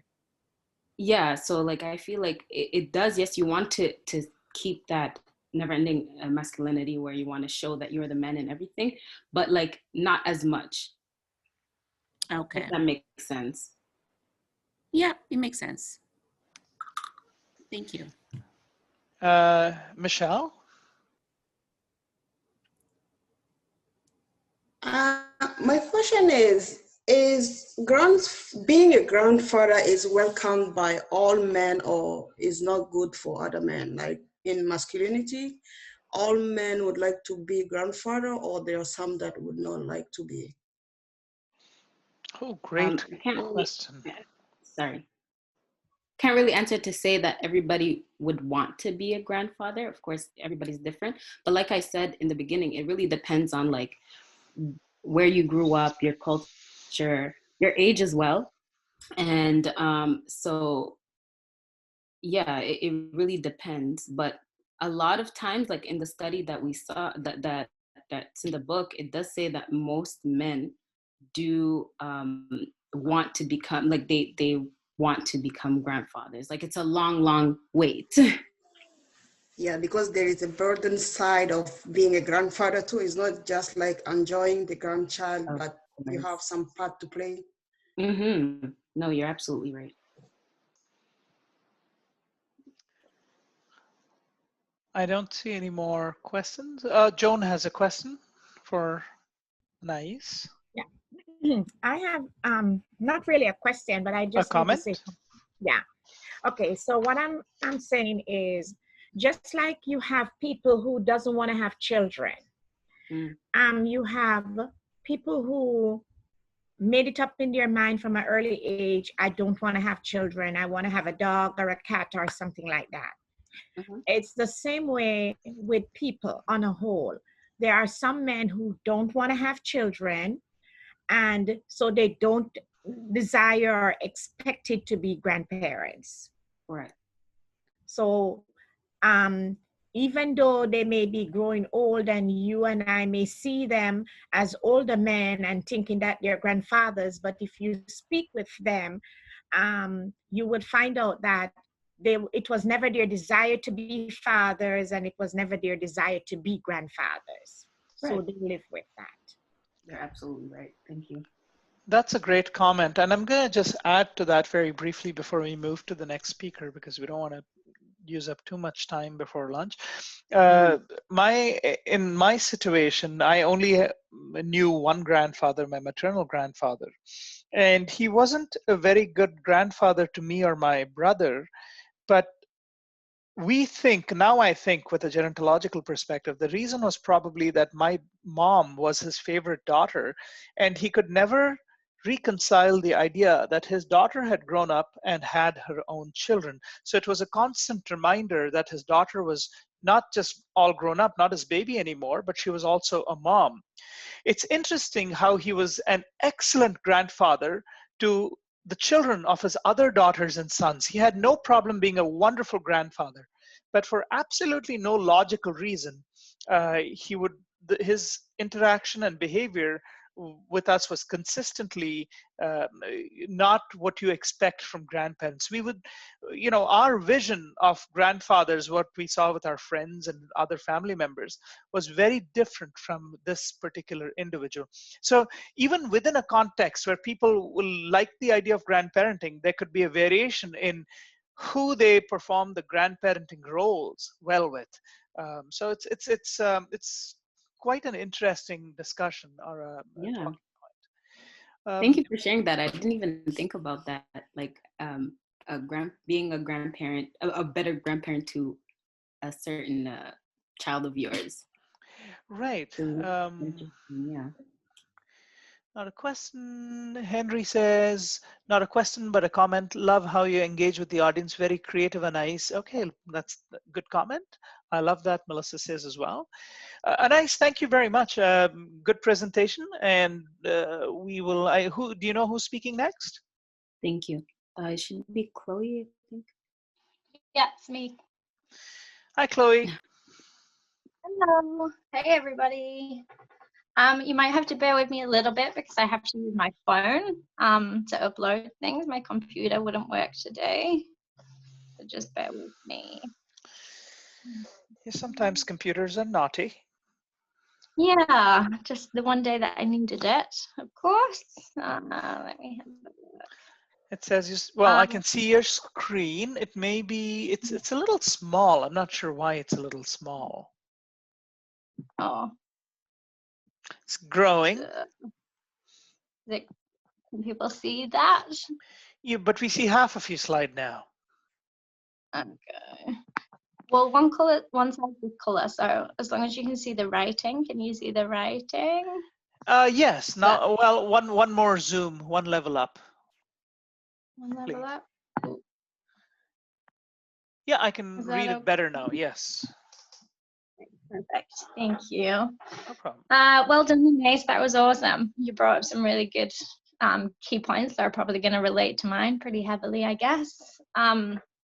So yeah, our chapter is caring. So we're looking at kind of extended roles for older adults in their caring roles, particularly grandfathering. So what my section of the book was telling me, that grandfathering is different for everybody. It's dependent on the individual themselves, their communities, ethnic groups. Like there's no set standard for grandfathering. Everybody's different. There's factors such as class, ethnic habitus, embodied masculinities, and marital histories. In particular, one thing that was interesting for me is the book advised that studies show that grandparents who have maintained a long-term relationship with their wife had more frequent contact with their grandchildren, as opposed to their married or divorced counterparts. So this, just a brief synopsis, this is just kind of the challenges that grandparents can face in grandparenting itself.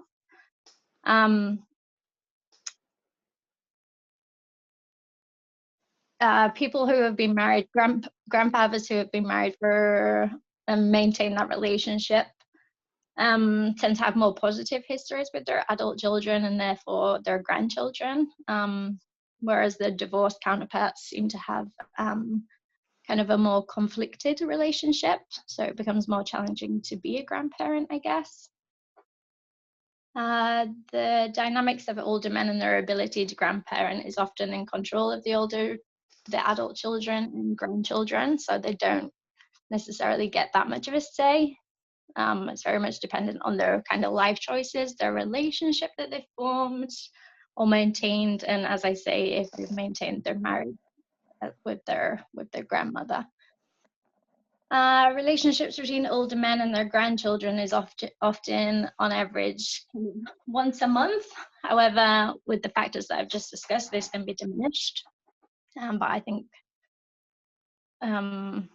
older men who hold this positive identity in being a grandfather often remain central to their grandchildren and cultivate different masculinities that include grandfathering and strive to maintain close grandfathering relationships with their grandchildren. Okay. So there are also just 1 second, I'll bring up my next one.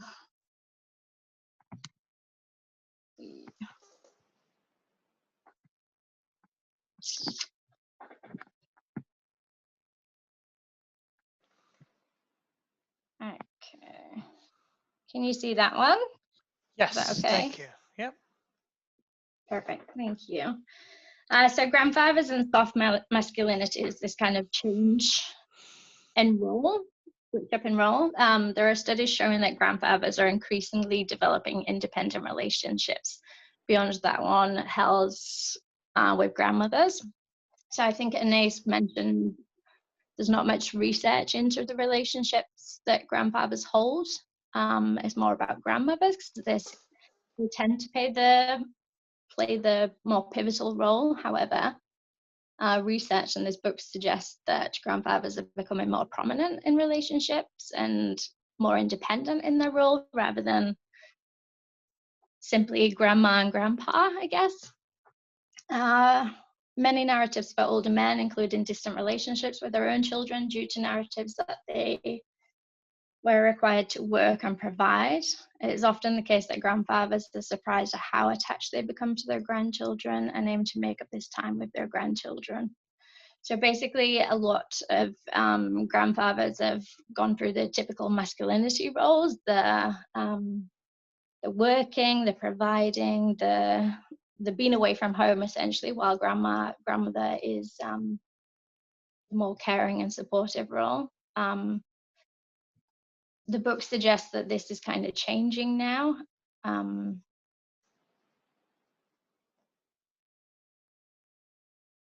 grandfathers are becoming more pivotal in their older lives and becoming quite surprised by this in turn. The ability to grandparent can strengthen an aging man's well-being by privileging emotional relationships and a humbling awakening to new masculinities. So this change is coming as a pleasant surprise to older adults, older men. And their ability to grandparent doesn't merely come down to their motivations. As discussed previously, there's lots of factors that can contribute to their ability to be a grandparent.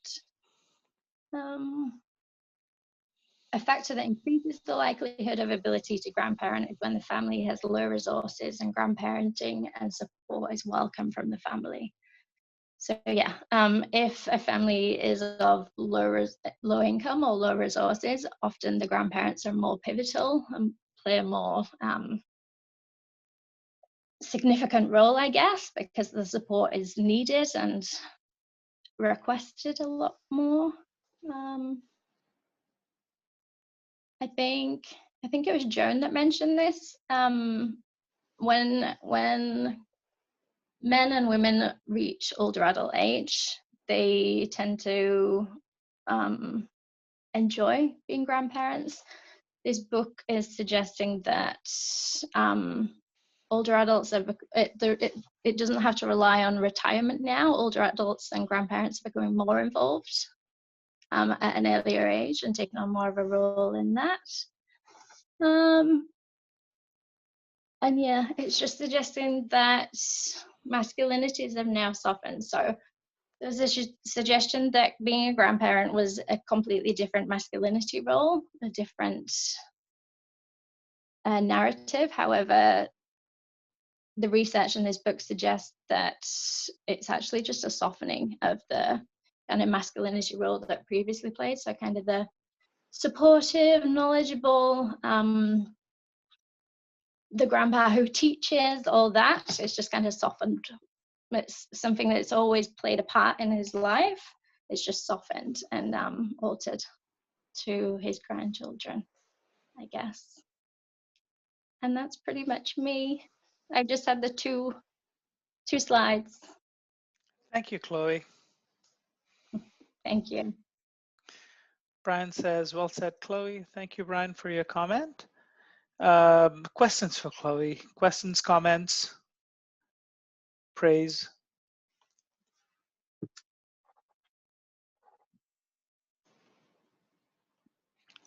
I have one person applauding.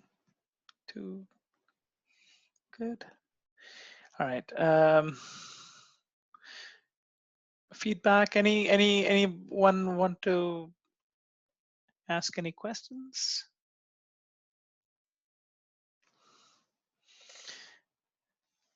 Akila says, well done. I guess, Chloe, you're off the hook. I don't have anything much to ask you either.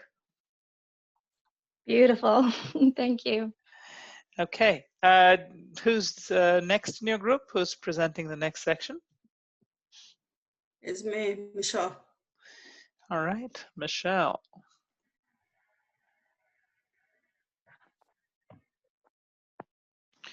All right, Michelle, ready when you are. Okay. Let me see how I can share this.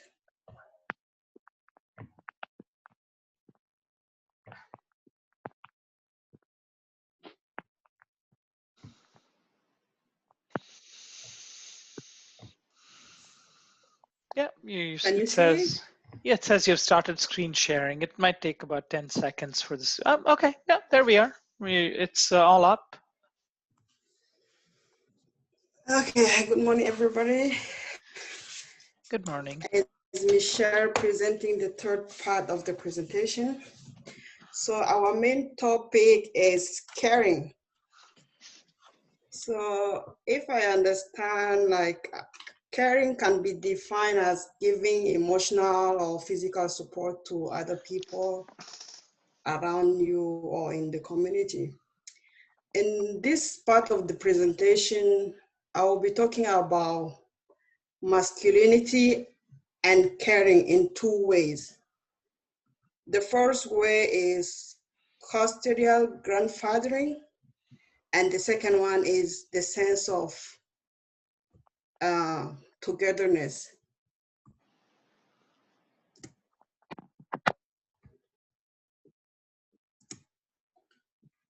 So we have here the custodial grandfathering. Through the health and retirement study data from the US, the author has reported that nearly 30% of grandmothers and 20% of grandfathers provide some regular care to their grandchildren. Many grandfathers become custodial care provided not by choice, but some by obligation. In some community, such as African American, Latino, and white rural, grandfathers felt responsible for their kids, yet they were concerned about their long-term ability to care for that kid. Like sometimes in those communities, the grandfather is willing to care for the grandchild, but sometimes like their health condition does not like allow them to do that, or you know, the more they are getting old and children, they are more active, they have more energy, so it makes them tired and it's like a big work for them. Grandparents can become parent in different ways. On one hand, some just help out with their grandkids when there is a need. On the other hand, others may transition into parent by taking more responsibility over time until one day they realize that they are effectively raising the kids. I can give an example of like a couple and their kids, but you know, sometimes you get in trouble, like they have to take the child away from the parents. So the only way to keep the child in the family is to the other way. If the grandfather or the grandparents are there, like they take the custody of the child instead of sending the child away from the family. That is another way of becoming a custodial grandparent. As I said, grandparent custody comes in different forms, and those forms can be different from one place to another. So we have also, we can call it legal custody, physical custody, or grandparent as foster parent. Studies have shown that it is beneficial for the grandparent being custodial grandfathering in terms of extended lifespan, health, and well-being. So the benefit side of that is being a grandfather, having the custody of the child. It helps the grandfather to keep busy. You know, sometimes when they are already retired, they don't have any other activity to do. They don't go to work and sitting only at home. It helps them to get busy. It helps them to move around, and then they also feel helpful, like they are helping the society. They are doing something meaningful, and like their living is not just like sleeping or eating. At least they are doing something for their kids.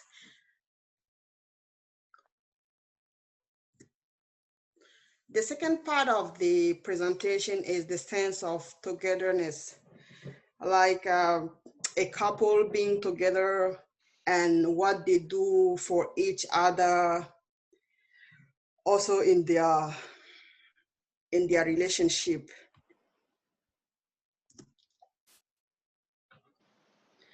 So according to the dictionary, because I was looking for the definition of the word togetherness, it says is a happy feeling of affection and closeness to other people, especially your friends and family. Nothing can ever take the place of real love and family togetherness. In this part of the book, the study made a distinction between care for and care about. So when you care about someone or something, it means you have feelings or you show concern about that thing or that person. And the author also said that caring for is an extension of caring about. Being together and caring for each other in the couple relationship is a mutual support, because when men or women routinely care for their spouse, at a long run, it becomes their habitus. They emphasize about the mean that women's capability for caring about and men deficit capability of either caring for or caring about. That means like there is a myth, or most of us, or we were taught like in generally that taking care of the husband or of the house is like gendered, like a wife job. And I can say that this is like a misunderstanding about being together in the couple. So in this part of the book, like the author is saying that the more, like when being together with the wife or the husband, when he takes care of the wife, like from the beginning of the relationship, they help each other. So when they become old, it's no longer a problem for the husband to take care of the wife, like most people or most studies have shown. So the author also think that people should consider care as a relationship-based activity and not as individual gender performance. A dyadic perspective takes for granted the fact that husband and wife or long-term gay partners, lad partners, cohabitating partners have developed a shared couple habitus and will consider the onset of chronic ill health condition a we disease rather than his or her. So if I understand this author from this part, he or she wants to say that the more you care for each other in the relationship, like from the beginning, it's not like one way caring. If the caring is on both sides, one day that one of them is sick or has problem, so the other one is not going to say no, is his sickness or his disease. They will take it like the couple disease, like the relationship disease. So they put their hand together and then help each other instead of being like dealing with the problem individually. Oh, I think I'm done. All right, well, thank you for that. Questions for Michelle?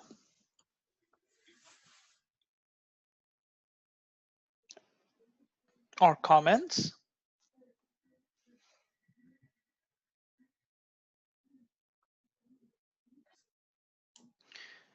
So, Michelle, I have a question, and perhaps you can add a little more to it. One of the comments you had during your presentation is that caring itself appears to be quite gendered, and there is a difference between couples who have had both partners mutually care for each other throughout their relationship, as opposed to couples where the woman is primarily doing the care provision. Do you want to, is there anything you'd like to add or elaborate to that idea, or your own personal perspective? Can you ask the question again? Maybe I didn't get it. No problem. One of the features, or one of the ideas that you presented on your slides, was that caring appears to have a gendered context to it, where men are somewhat caring deficient and most of the caring is done by the woman in a relationship, with the exception of couples where in this case, heterosexual couples, of course, where the caring is occurring by both partners. So how does that feed into, say, traditional ideas of hegemonic masculinity or never-ending masculinity? Where does caring come in the continuum of that traditional model?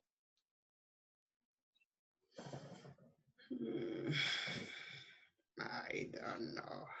I'll invite anybody to jump in the class. I mean, we're not going to only put Michelle on the spot. Michelle, it's fine. It was just something if you thought about it, But perhaps. as far as I know, it's not like a usual thing to get the, like, caring from like the man, like caring in the masculinity, because like when the men in their couple, in the relationship, they come in with like their basket list, like what to do, what do I have to do as a man in this relationship. So for it to be balanced and then they help each other, like the man has to get another like perspective, like think other way, or no, it's not only my wife's like duty to take care of me, I have to take care of her too. So they have to change their mind, and in some cases or some culture, it is going to affect the relationship or affect even the family around them, because when like families visit and they see such a thing that is not like usual in the community, they find that the husband is not normal, like is not part of the masculinity. Right. I can just, from a personal perspective, I come from India, and India is extremely patriarchal. So without a doubt, the mutual caring is very one-sided in most East Indian families, and continues to remain so even with first-generation immigrants to Canada. So the idea of helping or assisting or caring for your sick spouse is a complete change in habitus for most men of this background, and it takes a lot of reworking because it's not even culturally common for that to happen, which is unfortunate. I mean, it should be something that exists throughout. And so it is a cultural thing. It's probably different amongst different cultures, and with several people from different backgrounds. So it's quite fascinating to think about, caring for your partner, and how that the foundations are set over a life course. I don't see any other comments or anything else. So thank you, Michelle. And I'm just going to write down who's next. Who's next? Oh, a couple of things in the chat. Very informative. Great job. Who's next? I'm pretty sure it's Joan. Okay, Joan. It's Joan. Okay. I'll have your slide up in a second, Joan. Okay. All righty. Ready?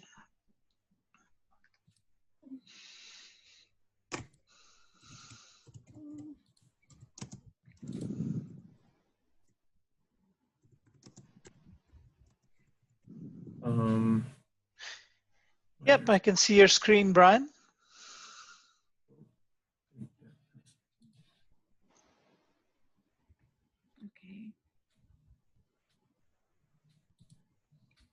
Okay, so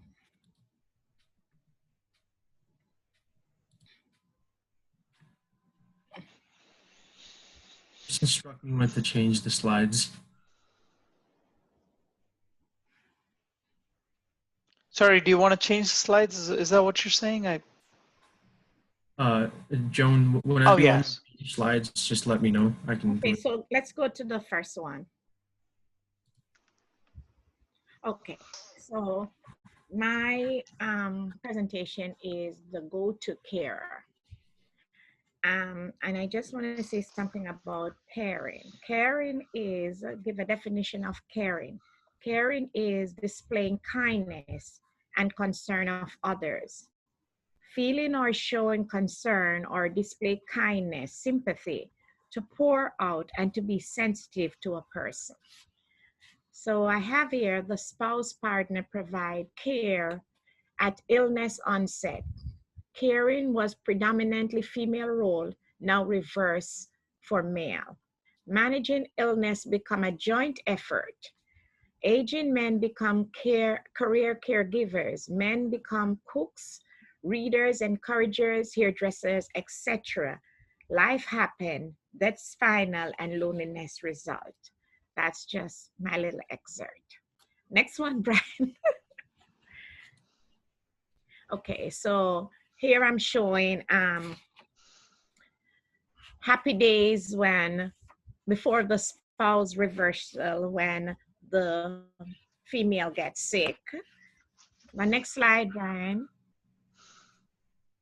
So here I'm saying an older, oh, one second, I can't see to read.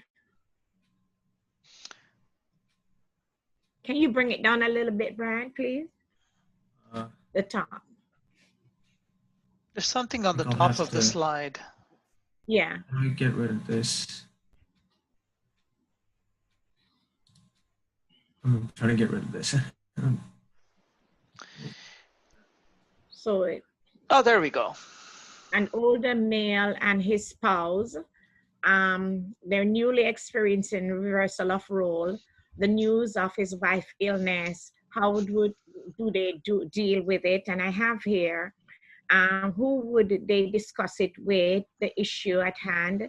Maybe their children, their families, their pastors, or their social group, to say, this is what we're dealing with. And the next slide, please. And the man has now become the cook for the family due to his wife failing health. So I'm saying now, not only he become the cook, but he has to do the washing, do the housekeeping, the chores, go shopping.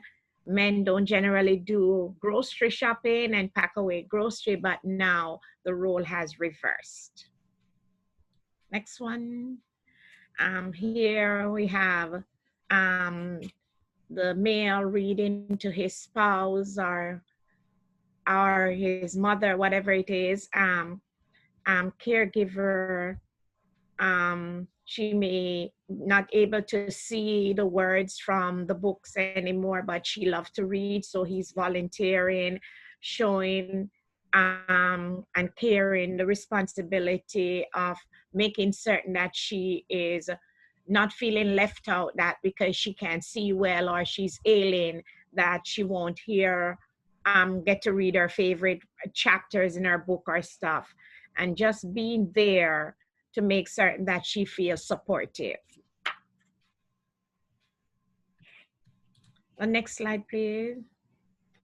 And here he's trying to encourage her to get her maybe to take her medication, to ensure that basically her needs, encourage her to make certain, to tell her that her needs are being taken care of. He is encouraging her, like, being the flip side, most time it's the woman who is the caregiver who would say, okay, everything is going to be okay, I'm here for you. But in this case, like, the role has reversed.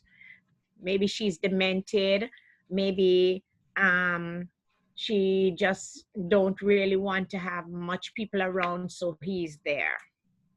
Or maybe they don't have enough families. The next one, please. And here is just the joke, the man is cooking.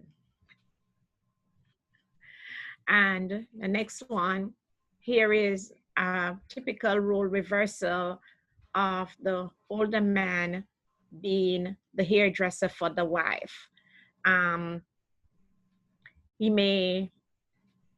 Basically, she may not be so ailing that she cannot really goes out again to the salon. So now he has taken over the role to make certain she's well groomed and kept. And so basically, that's a new role for him. Okay, the next one. And it says here, marriage meant in times of illness, caring for his wife. So now basically she's the one in bed and he is the one that is encouraging her, making certain she's okay, she's well taken care of, trying to put forth his best now that she has been ill, and he is the one that is encouraging her and still being a protector for her. Okay, and that's like unfamiliar waters for men on a whole. And committing to the relationship, we were a team before, nothing has changed. He's making certain he's encouraging her. We were a team before, nothing has changed. It was for better or worse, an affection in the marriage and the relationship remained the same.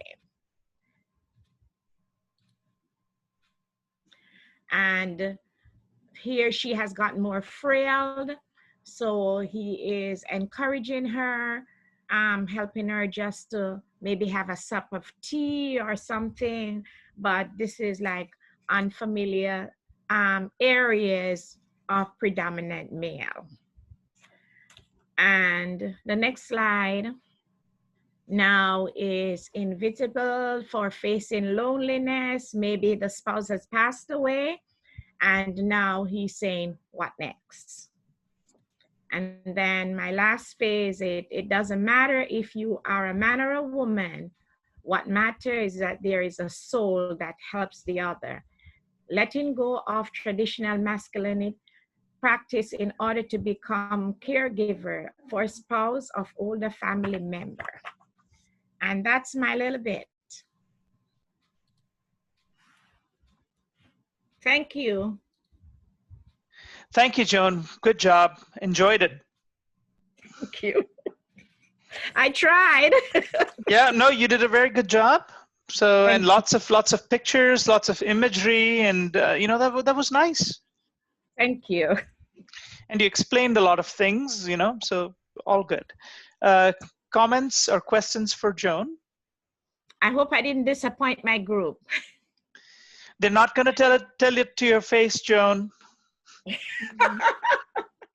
Okay.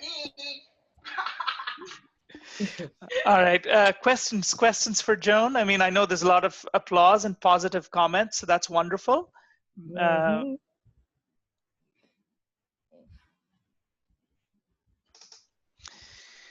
So, Joan, perhaps you can, well, I guess I think you did comment on changing the habit as changing masculinity as a caring person. So I guess my question is already answered. Yes. Okay, I don't have anything to ask you specifically. I like your presentation, so that's pretty much all I have to say. Thank you. Else? Yeah, no problem. Anybody else? Oh, Michelle has a question for you. Okay, Michelle.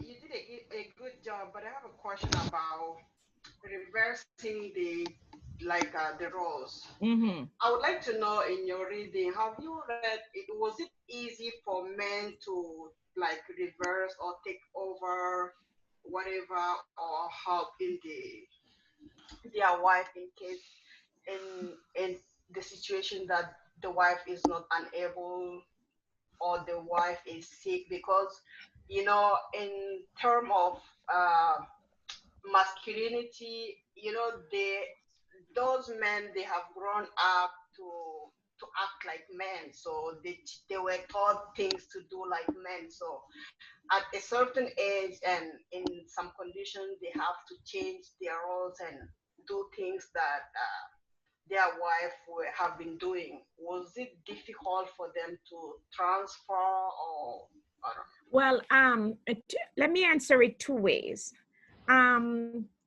Typical males, they are basically breadwinners, providers. They are not caregivers. And I remember years ago when I went to nursing school, one of my topic I wrote on was men in nursing, because men are not caregivers on a whole. And I felt like men should not be in nursing because they are not bred caregivers. So on a whole, I felt like that role has reversed. It's not easy for them. Being in nursing for 23 years, I see it every day. It's a very different perspective from a woman. Having a woman ill in a bed and seeing a husband come, they just come and they sit at the bedside. Whereas if a woman is coming to visit her husband in bed, she would be more active in the everyday care and things that they need to do. Wherein it's kind of hard, especially with some generation and some culture, they are hands off. They don't really take part. They just come, they look, and they turn back. So basically, it's kind of hard for a lot of men to really be caregivers. I don't know if that answers your question. Yeah, you did. Okay. Thank you. You're welcome.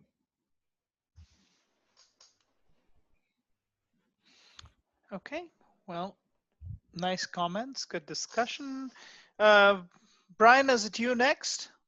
Yes, it is. All right. And thank you, Brian. My pleasure. Okay.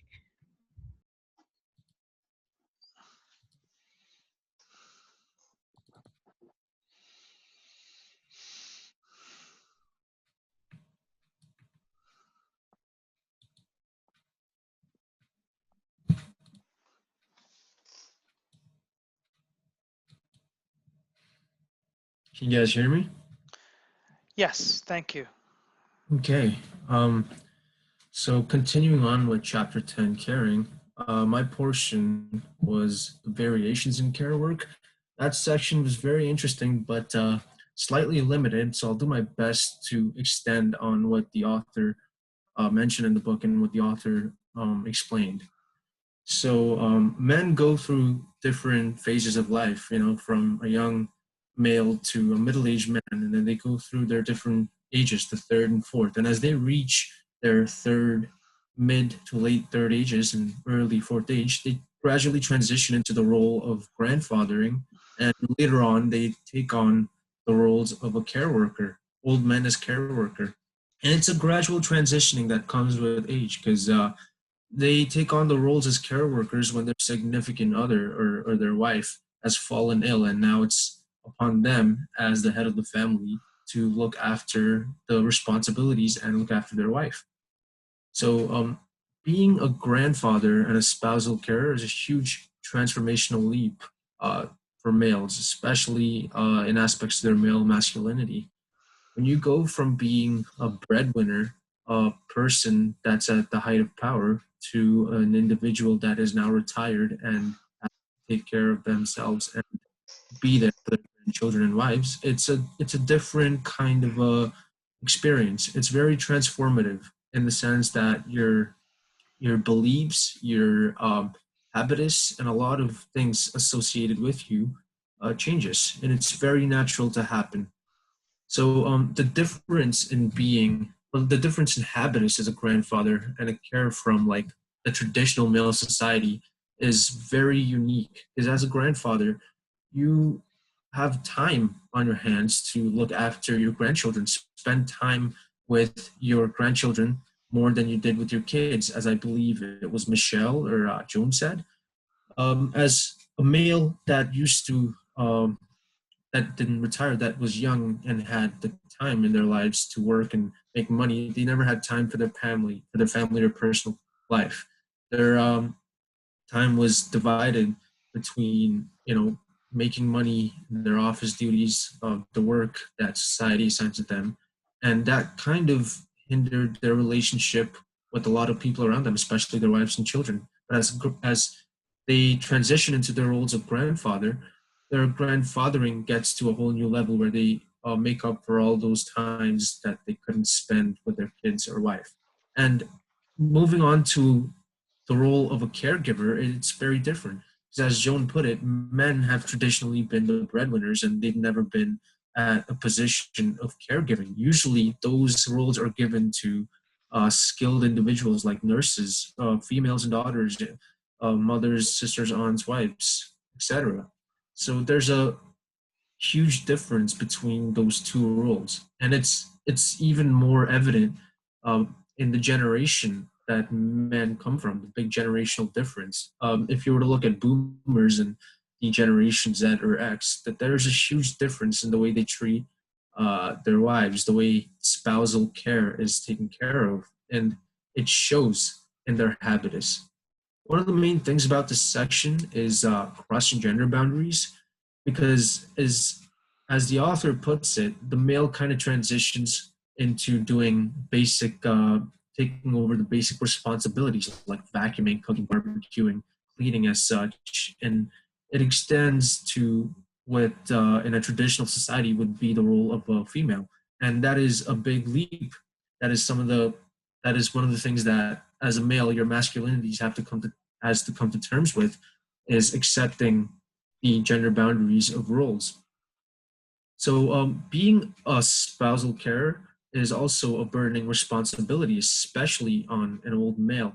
And it is burdening, but it's intimate, because as you're old, your health is declining, and you have to not only look after yourself, but your wife is also of importance.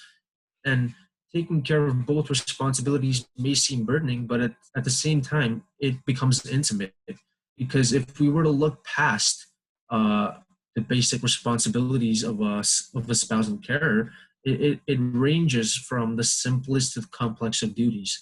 As simple as doing your daily chores to taking care of your wife's body. And that's the most important part of this, because in terms of the variation in care work, it goes from the basic duties to being intimately, emotionally there for your wife. An example of this I read on in this section was about a physicist by the name of Glenn Kirkland, whose wife had the Alzheimer's disease, and he had to retire early on to tend for his wife's needs. And he did that perfectly and methodically as he could. He was there for his wife in every way possible. Whenever she needed help buttoning up her blouse or putting on clothes, doing interpersonal, intimate things an individual couldn't with Alzheimer's disease, he was there for her. And it wasn't essentially burdening. I understood that those responsibilities made the spousal carer more intimate with their wife than they did before they took on that role. So extending the responsibilities of caregiving beyond the basic needs, as I mentioned before, used to be something daughters or skilled nurses used to previously be in charge of. And that's a major shift, because in the past, men wouldn't, take care of cleaning their wife if she's bedridden, or wouldn't be there to do those intimate kind of things. But now it's changing. Now we, as I believe it was Anna or Chloe put it, masculinities are softening to the point where they can accept the responsibilities, where they can accept the difference in care work, and it's not going to affect them as much, because they're able to manage these kind of works, and they're putting past they're putting their care for their spouses more than they're putting care for their masculinities. And that's the important point here. And one thing we need to understand is the care work that was present in the two narratives of traditional society and in a society of soft masculinities are different.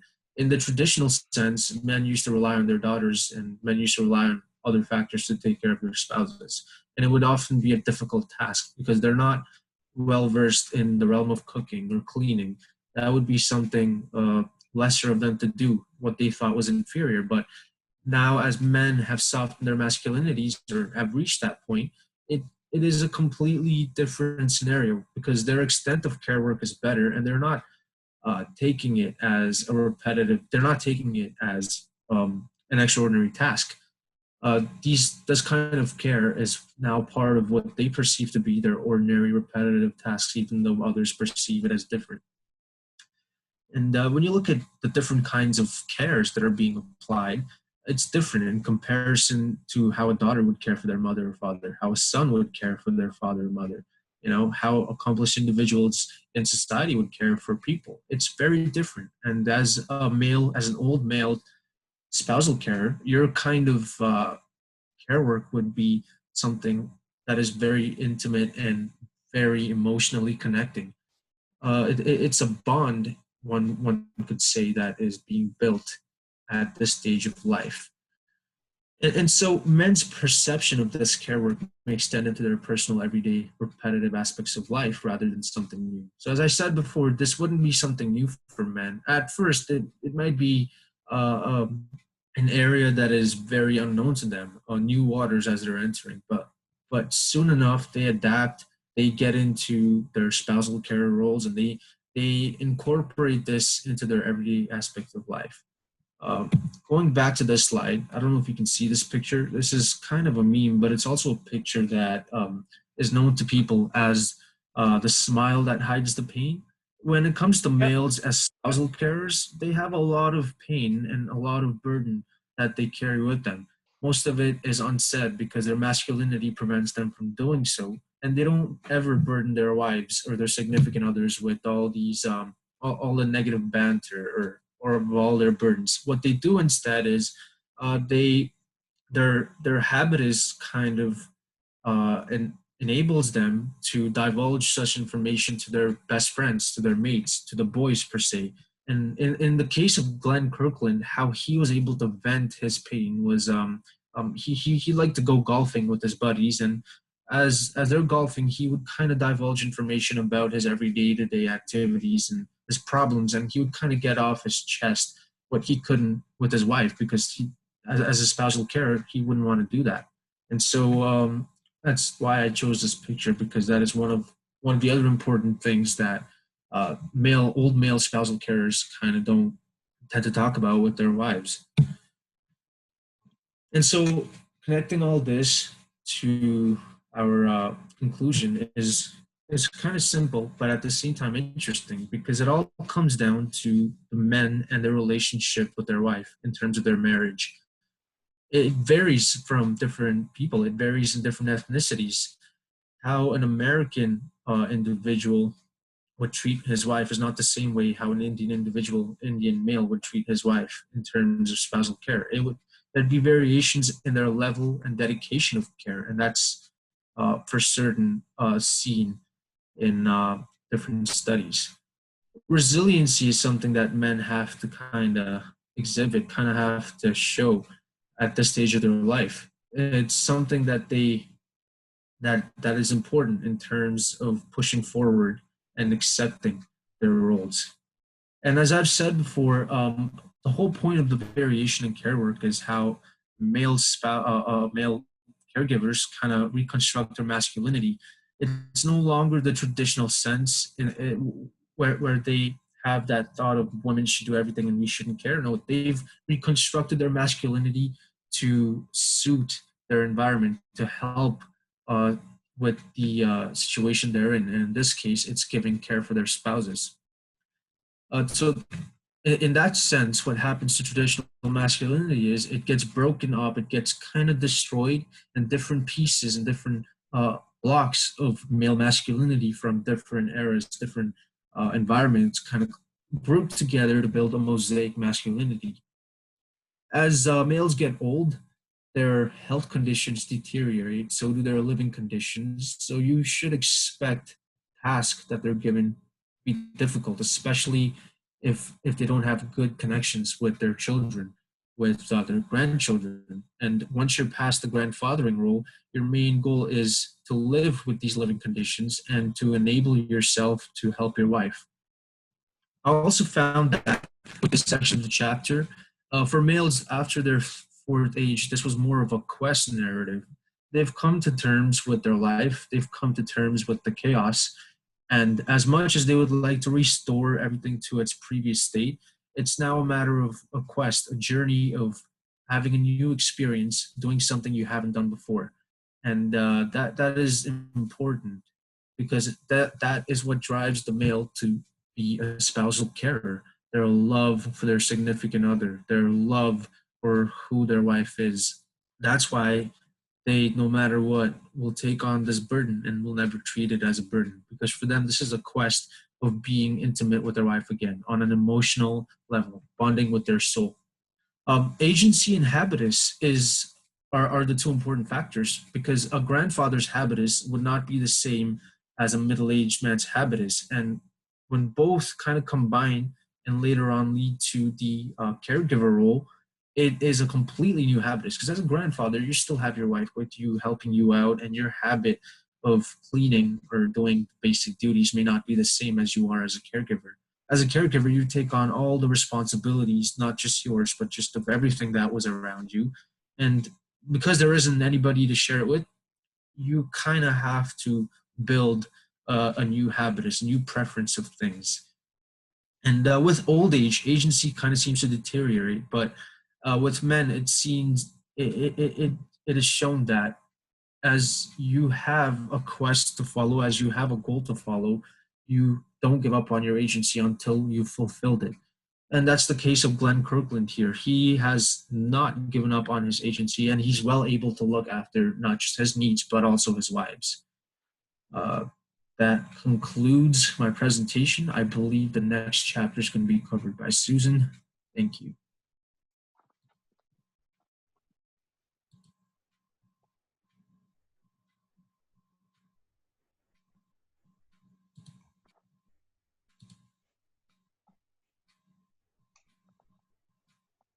Are you guys there? I'm trying, it's saying that I can't share the screen because you're already sharing it. Okay, it should work now. Questions for Brian before anybody else, before Suzanne starts? Questions, comments?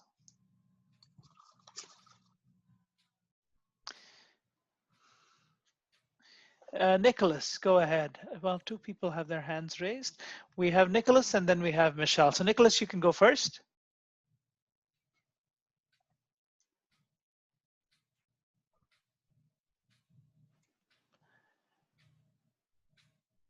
Nicholas, we're still waiting for you because you have your hand up for a comment in regards to Brian's presentation. Yeah, I have a habit of not unmuting myself. Okay. Okay. Yeah, just a question for Brian. So, like, it talked about agency for you in your chapter, and I was just wondering if you could elaborate on like how in depth it went into that, because I don't know, my chapter's basically all on agency. Well, in terms of agency, my chapter just gave me a general idea of what's to happen or what's to be expected of caregivers. Men have to take care of their female counterparts, and in terms of that, they were very able and they weren't really weak, because their goal in mind is to be there for their wives in physical strength and mental and emotional strength. They were there, and this section specifically covered about the male spousal caregiver and how they would react to the situation, how they would perform. So respite from caregiving responsibilities is essential. So they were resilient, and they never kind of gave up on their duties. They overcame their situations and responsibilities to be there for their spouses, and that's because the husbands, in this case, the male givers, are fond of their wives. They're fond of the life they had together, and that's the main driving force behind agency here. But I do understand that after the passing of their wife, their agency begins to deteriorate, because at that point in time, their social relationship, the only social relationship that kept them going was their wife. That intimacy, that energy, they were both giving off each other. So yeah, that makes sense. It makes sense that there's a lot more agency when like you start to lose agency when they lose their wife, kind of thing. I think like when you get older like that, I think more of their agency is spent on like caring, right? To be honest, like, they are old, so their agency is not the best as it used to be, but because the husband has a will to live, has a reason to live, his agency is not an issue, because at that point it's all the willpower, it's the mental drive to help his wife. Right. A great discussion. Good comments. Michelle? Hi, Brian. question about the care work transition. Okay. Knowing that men being traditionally breadwinners, Right. can care work transition be the cause or reason of some of the divorces in old couples? Because all we know that the transaction like is not always positive. That's a great question. Yep. So not always would we find male caregivers. There's a lot of examples in society nowadays. After a certain period of being together, males tend to, or females tend to divorce, and it leads to a drift between the couples. And so because of factors like that, the kind of caregiving and the kind of transitioning of the roles may or may not happen. But I should say that in case of a divorce, males and females tend to remarry or repartner themselves with someone they love again. And because they find, or if the chances arise that they find somebody that they can repartner with, the roles they kind of slowly transition into that role. It may not be the same as a spousal care kind of, it wouldn't be on that level, but it would be transitioning. It would be a transition to a similar role, is what I want to say. Okay. I don't want to hold up Susan much longer, but I have some feedback for Brian. Brian, I really liked your presentation for several reasons, but I'll just tell you a couple of the reasons why I liked it so much.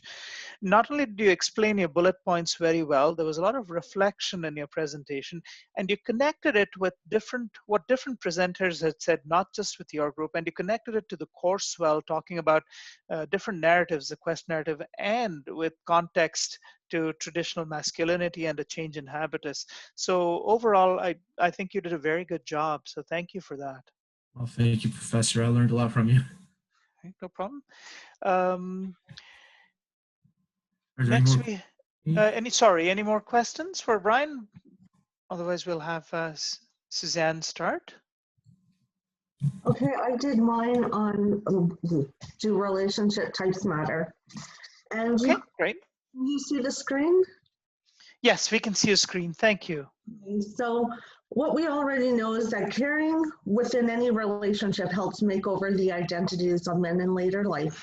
For the majority of men in later life, their social world becomes more and more family-centric. And this is no different whether it be in a family of choice or a family of origin. These relationships emphasize both caring about and caring for.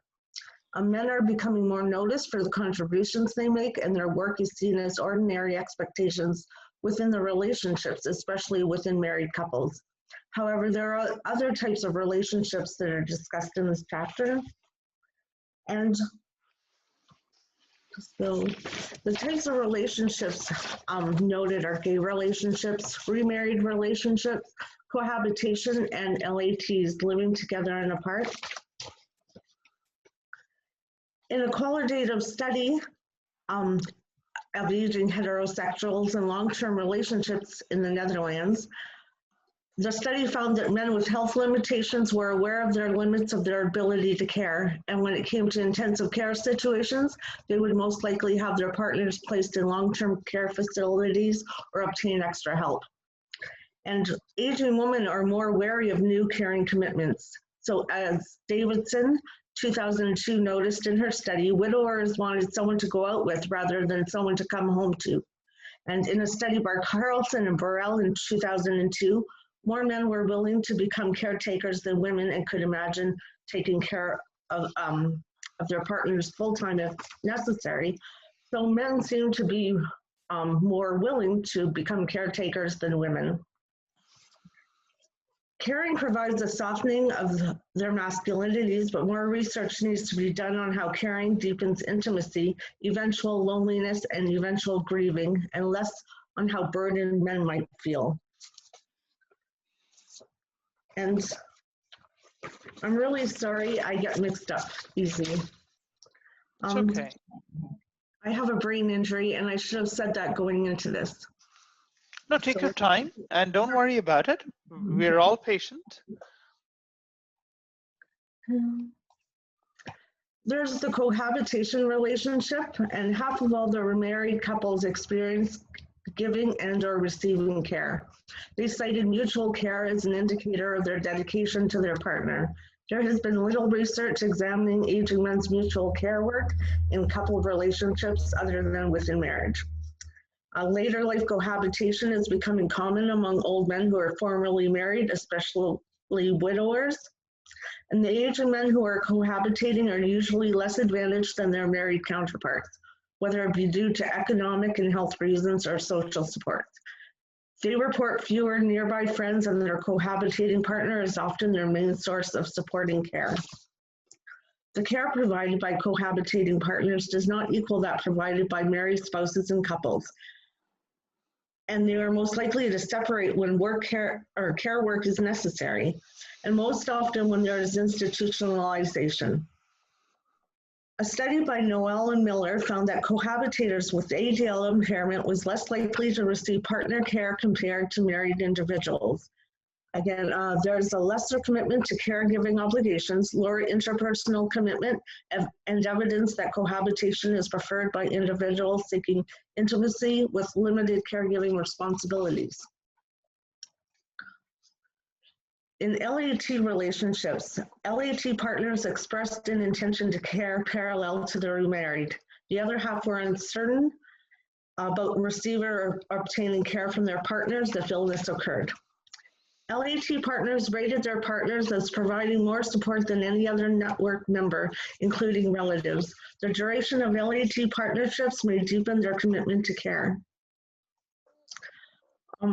Within gay relationships, more men are becoming carers than cared for. Fewer gay men become their partner's carer because there are fewer partnered relationships among old gay men. Yet we also know that there are minimal differences in Asian gay men's care work when compared to heterosexual men.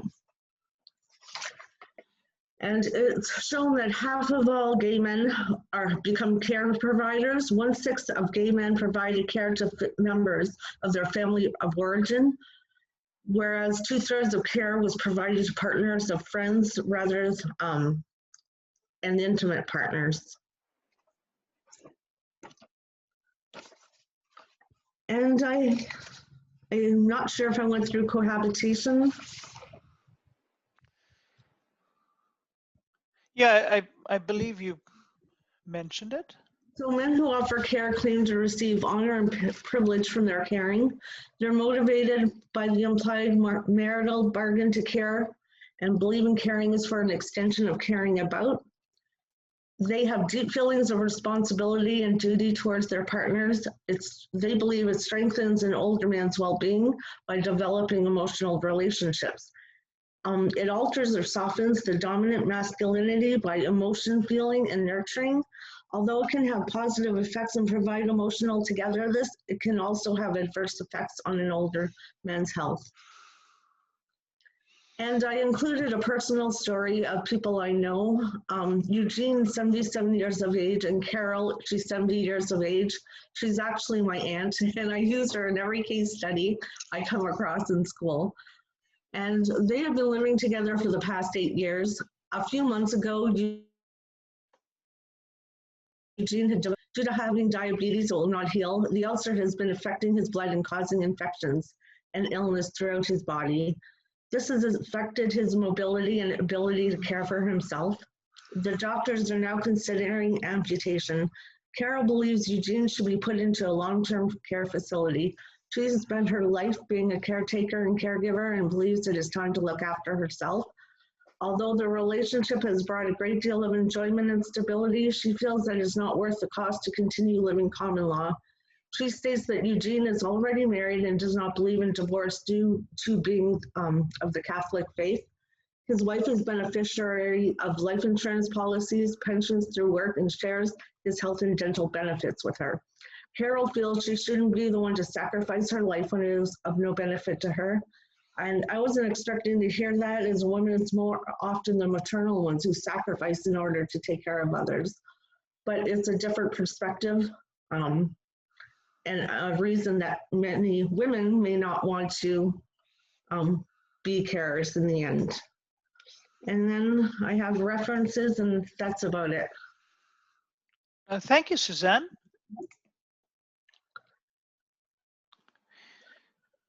So I just have a comment, Suzanne. I mean, the example that you have of Eugene, it's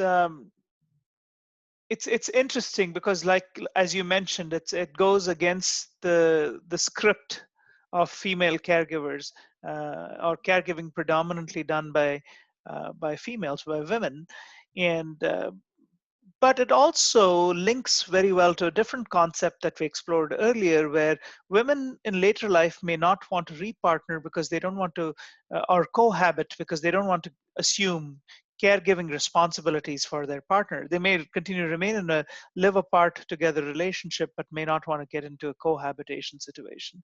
So I see that parallel. But I like the fact that you shared this anecdote or this little case study that you had. That was interesting. My aunt doesn't know when I change her name, so I use in just about every case study. She's my best friend and an aunt as well. So I see. Okay. Okay. All right. Well, thank you for that. Questions or comments for Suzanne?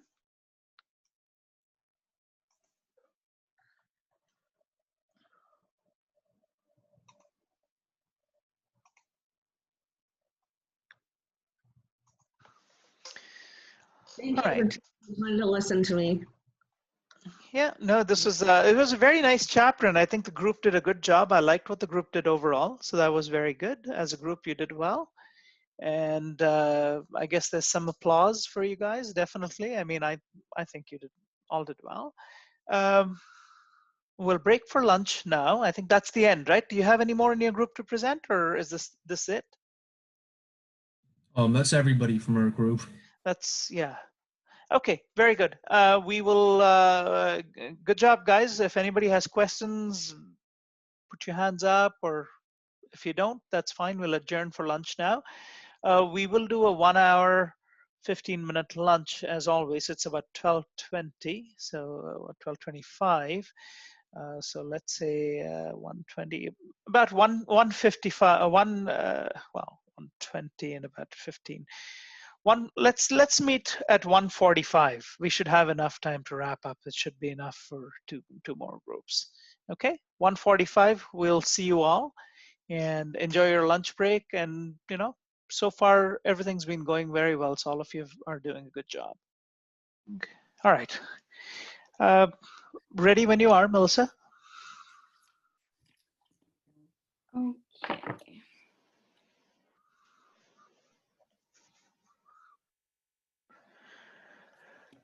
I'll just get ready to share my screen here.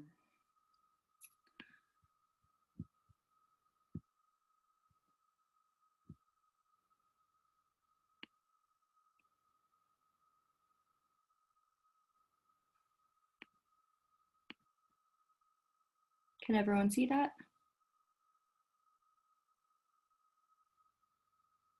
Yep. Okay, perfect. Okay, so we will be discussing chapter 11, which is Facing Life as an Old Widower. My name is Melissa, and then we also have, I don't know if you guys want to introduce yourselves. Go ahead. Akifa. Evan. Henry. Okay. So our goal is to provide a realistic view of what becoming a widower is like for older men, to identify initial experiences with bereavement and how one eventually settles into later life as a widower, and the time period in between, which is profoundly influenced by the complex nature of men's identities and what masculine embodiment. The author also proposes that we need to rethink old men's lives as widowers. So I want you guys to keep this in mind during our presentation and think about why we may need to do so. Here is a list of the topics we will be addressing in our presentation. We will begin by introducing the concept of becoming a widower, by sharing some statistics, talking about negative and positive impacts, and finally we will explore identity and restructuring one's life after becoming a widow. We will then address how widowers adapt over time and how men and women may grieve differently. We'll discuss hardships of older men whose lives involve hegemonic masculinity. And finally, we'll look at the process of bereavement and building resilience about spousal death. We'll then discuss gay widowers, the masculinities within that, and their feelings of grief, shame, and anger, and then move to masculinities in widowerhood, in which there has been little focus, and we'll explore the age discrimination within that as well. And when it comes to masculinities and bereavement, many men, once facing life, also question the purpose of continuing living on life. Finally, we'll talk about rethinking widowerhood, in which we will address how widowers may experience different issues throughout their lifetime based on social class, generation, etc., and also distinguish between early widowerhood versus late widowerhood. So I'd like to start off by doing an activity using an outside platform. So Akifa, if you could put that link in the chat.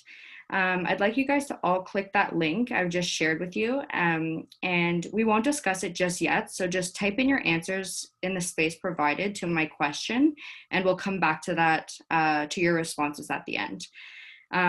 So by definition, a widower is a man who has lost his spouse, wife, or husband by death and has not remarried. And as we've talked about before, a widow is a female. The number of widowed men, particularly older men, has increased across northern nations. The number of widowed men reported in Canada in 2019 was 1.9 million.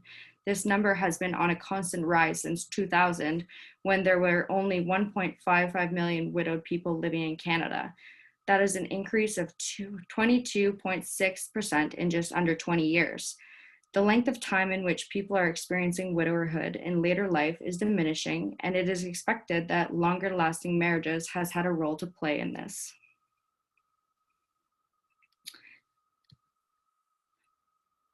Changes in life at any time are hard, but can especially be challenging in later life. Becoming widowed has been identified as one of the most stressful events in life, and this is especially true when the spouse was their lifelong partner, and the man is now alone after years and years after being part of a we. Widowhood can leave the spouse more vulnerable financially, but studies do show that income has less of an impact on widowers than widows. Studies show that many often fear and dread widowhood.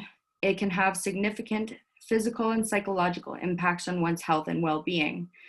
Not only do many widowers feel lonely after they lose their spouse, but they do develop depression and anxiety. According to Home, many widowers face physical challenges following the death of their spouse, and this was actually most apparent in Eastern countries. So first, the risk of morbidity and mortality increased when a widower experienced loneliness and poor health. Considering this physiological effects of stress compounded by the loss of the spouse, cardiovascular disease, and/or depression, widowers are more likely to die prematurely. My grandmother actually had a stroke within a month of my grandfather passing away and had a second stroke within that same year. And it's now been about 3 years since he's passed away, and she's had another stroke since. And this is not uncommon, and I've actually seen it in both my work at the nursing home and in my hospital placements. So keeping up with routines, social activities, and seeking emotional support following the death of a spouse is crucial to length and quality of life in widowhood. The author wrote this quote that stood out to me, so I'm going to share that with you, and it's just on the top here. When relationships are shattered, as in the death of a spouse, we lose a significant mirror in which our self was reflected and affirmed.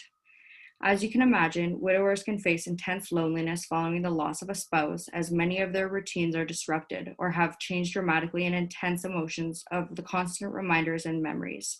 Their social life takes a toll, not only because their spouse has passed, but also because widowers tend to self-isolate and become more secluded and internalize their feelings and emotions to grieve privately.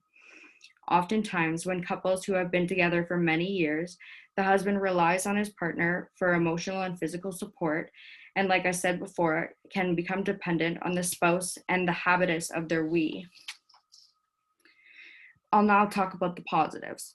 While feelings of intense sadness and grief are very common, there are also circumstances in which the widower will feel other ways. Take, for example, if a man was a caregiver of a spouse, He may feel relieved after the death of his spouse as he no longer have to perform the exhausting task of care work. This can actually lead to a more healthy later life, and there is an also unspoken listed emotional burden of caring for a sick loved one. For those who are unhappy in their relationships, or in what the author refers to as emotionally empty marriages, widowers not only feel relieved, but also feel as though they now have new opportunities in life. And I'm going to talk about self-reflection on the next slide. Following the death of one's spouse, widowers often question their identity and who they are without their spouse, often thinking, who am I?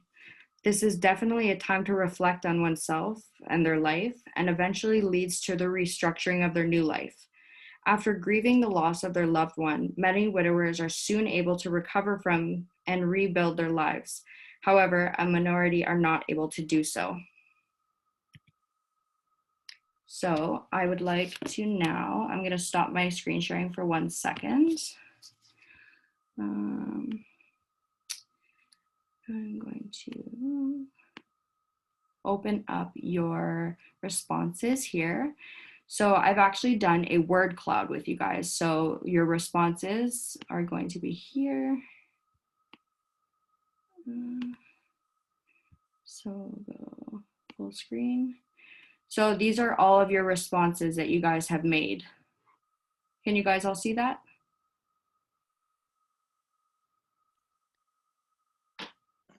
Yes, we can. Very nice. Yeah, so I can see that lots of you put lots of different things: sad, lonely, kinship, lots of things we've talked about in class as well. That's really nice. I'll just go back for one more slide and then I'm wrapping up myself.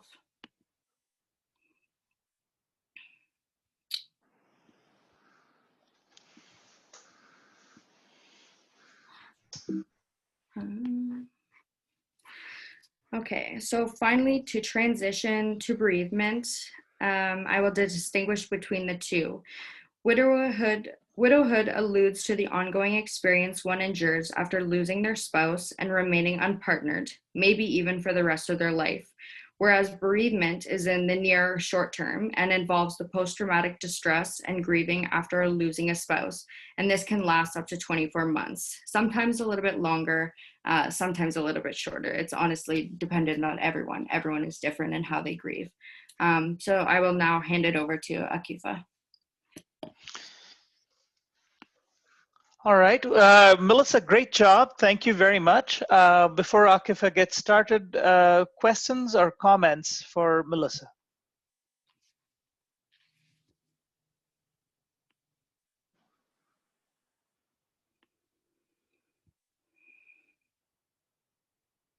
All right, Sarah? Yeah, I really liked how you used the words it gave it a really good visual in what people were thinking and what they thought about that. So good job. Thank you.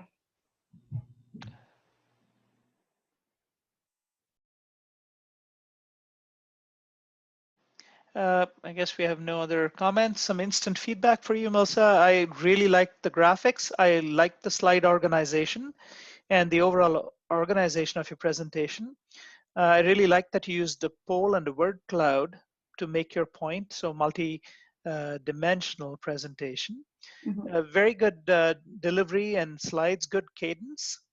And I like the fact that you brought in some personal experience when you spoke about your experience with nursing homes. So overall, well done. Thank you. Right. Next, we have Akifa. Yeah, hi. Hey.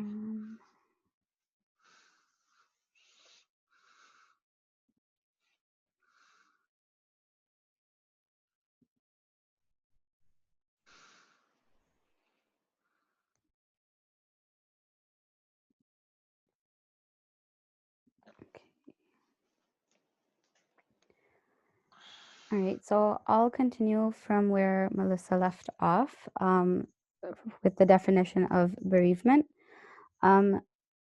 So those of you who don't know, bereavement and grief, although they're very similar, they hold very different meanings. So grief is actually So grief is actually the normal process of reacting to a loss, whereas bereavement is the period preceded by the loss in which grieving and mourning occur. Okay. After that, we have mourning, which is the process of adapting to a loss, which is greatly influenced by one's culture and one's habitus as well.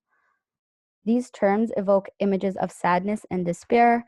This is an extremely difficult time for men. However, over time, most widowers are able to make sense of their loss and carry on with life by building new friendships, joining groups, and mastering new skills. Widowers are also able to build new companionships and redefine who they now are following this loss. Moving on, the question arises if men and women grieve differently. So initially, research showed that widowers had less difficulty with spousal loss compared to widows. It showed that widowers were less disadvantaged compared to widows, and that widowers had lower rates of depression compared to widows. But along with these findings, research also shows that men greatly suffer as well, both physically and psychologically. However, since men tend to fail in sharing these emotions by complying to the traditional masculinity narrative of being tough, many studies fail to document the disadvantages and depression that widowers face, which could be the reason as to why people tend to think that widowers are less disadvantaged compared to widows. We can conclude that, in fact, there are many similarities between widows and widowers rather than differences. One of the many similarities are that being informed of a spouse's terminal illness does not predict grief responses in either a widow or widower. However, what was noticed was that generally in men, a forewarning of a spouse's approaching death brought more closeness within the couple, sometimes even causing isolation from others. The author then further states that gender inequalities should not be ignored. The author states that at times differences between widows and widowers are noticed based on their faiths, their classes, and other sources of habitus. A generation difference is also to be noted. In previous generations, gender roles were fixed and people maintained quote unquote his and her marriages, in which women faced particularly hard times, especially financially, as men were the breadwinners. So if men were the breadwinners, the women would financially be strained when the husband, for example, passed away.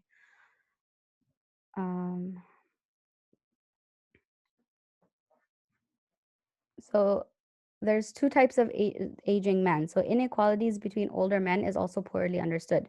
There's a great difference between two types of aging widowers. A widower whose habitus and masculinity involved managing and developing strong ties, and the other one who held tightly to the image of never aging masculinity from one who expects a different portrayal of what it means to be a widower.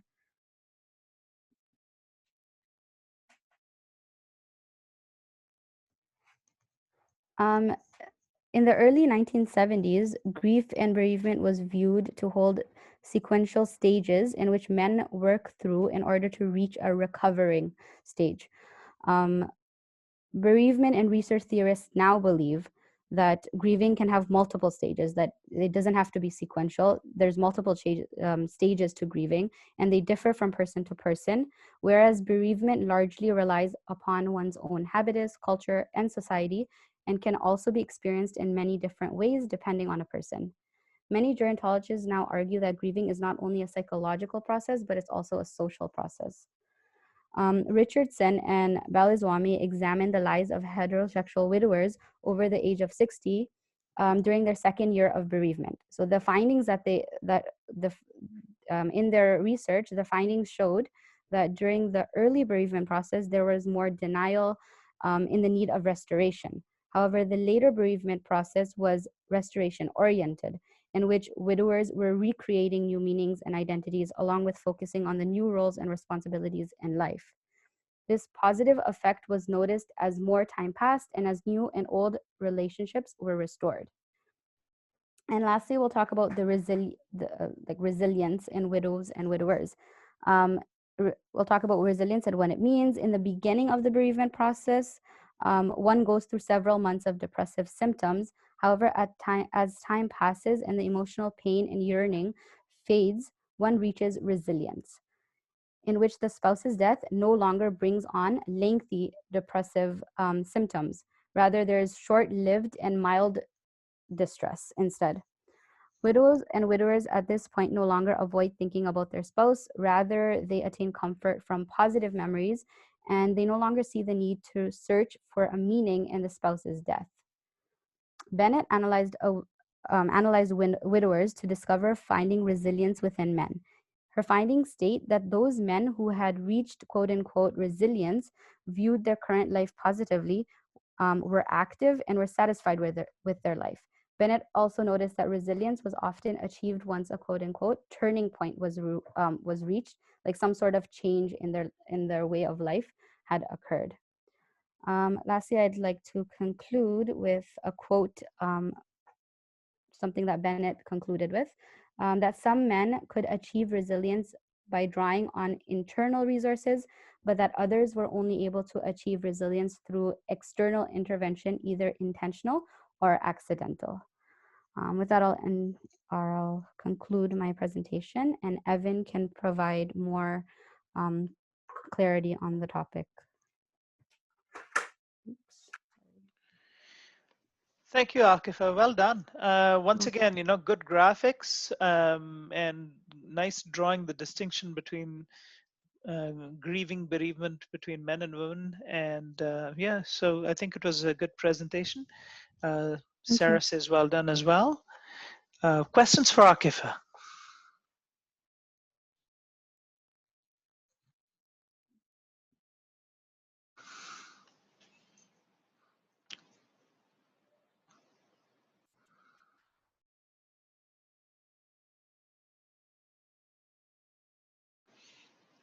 I think everyone's tired after 4.5 days of listening to stuff and attending to class. But yeah, no, well said. You explained ideas very well, Akifa.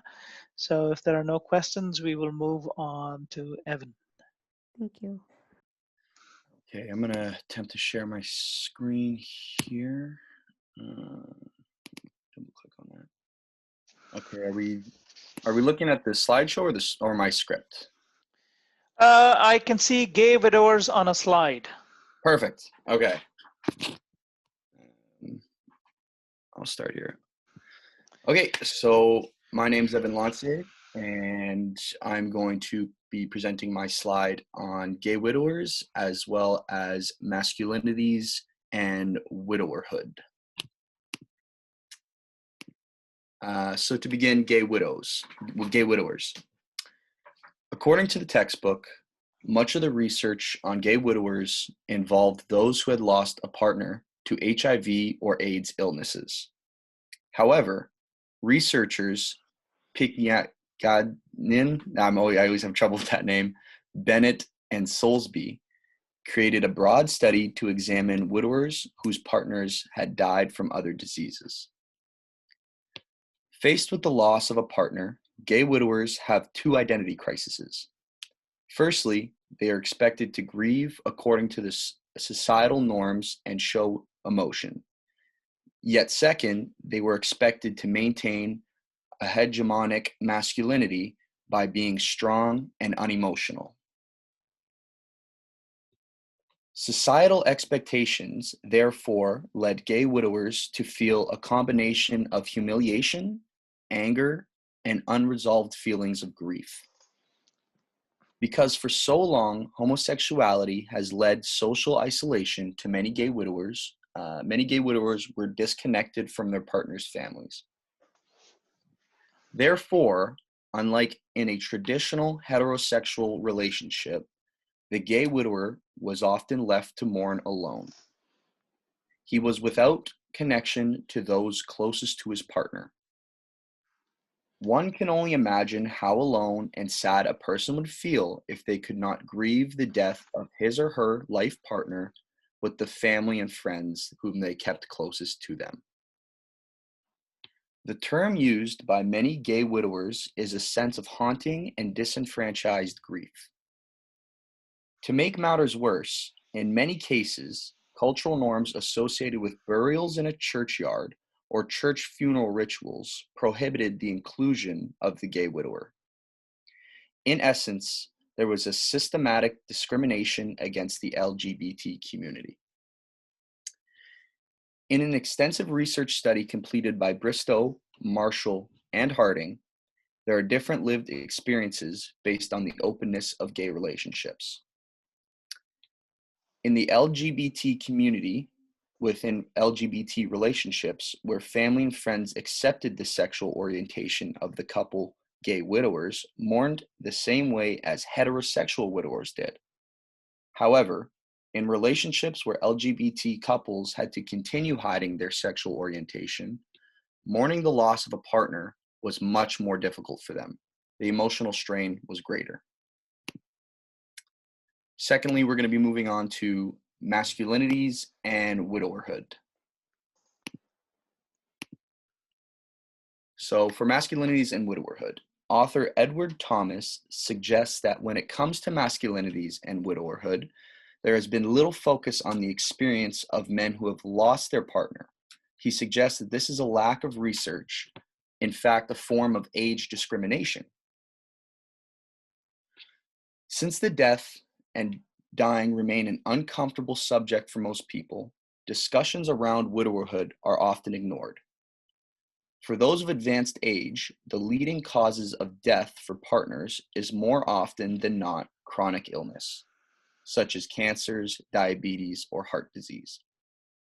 Given the longer lifespan enjoyed by women, being a widow in Western society is seen as normal, part growing old since many women outlive their husbands. For this reason, there is limited research on how widowers are able to navigate the loss of their spouse. In other words, there is very little research on how older men deal with life as a widower. However, Bennett conducted 2 studies, one in 2007 and one in 2010, to examine a widower's masculinity practices, repartnering, and independence. The many stories that came out of this study give insight into how older widowers deal with the loss and rebuild their lives. The men that Bennett interviewed were very honest about the challenges they faced after their partner had died. In the first stage of mourning, the men felt very vulnerable. They were often living traditional stereotypes where they were the breadwinners outside of the home and their wife was the homemaker. Now that their wife has passed, they needed to learn new skills. Daily living tasks like cooking, shopping, cleaning were all a challenge.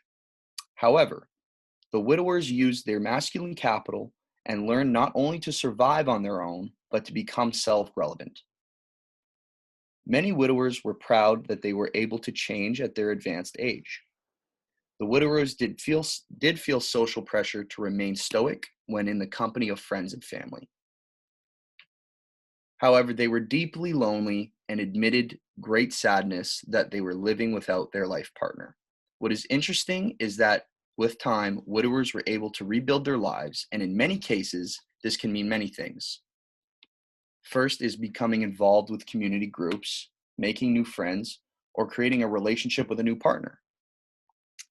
Overall, with time, the widowers adapted to their new way of living, although they admitted their partner was never far from their thoughts.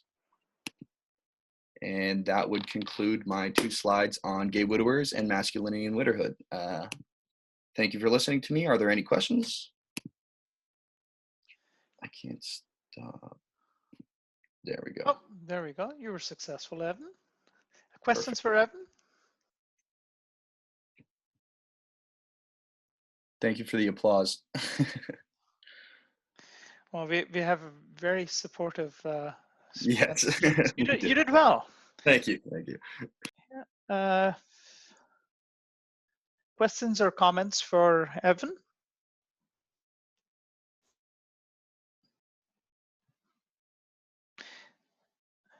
Evan, with a change with the resilience that the widowers have, that they tend to typically demonstrate, do you have any comment about how many dig into the traditional masculinity norms, and how many just remodify their masculinity? Like, is there an understanding of what the author thinks? Are there more men who go one way or the other? The way I understood it within my research, a lot of it was kind of that personality growing when it came to the masculinity, where they were taking on the new challenges and taking on the role that their significant other normally took on. And there was kind of like that, I wouldn't say macho in front of friends and family, but it was kind of like the stay strong, be tough type of personality that they kept. Okay, all right. Thank you for that. Okay, if there's nobody else, thank you, Evan. I think you folks have one more, don't you, for your group? Yeah, you got me, Henry. Henry! Hey. How's it going? Not too bad. How about you? Good, good. All right. Well, I'm just going through testing. Just do some tests, see if my equipment's working. Yeah. Okay. Just give me a second. Yeah. There we go. Let's try it for.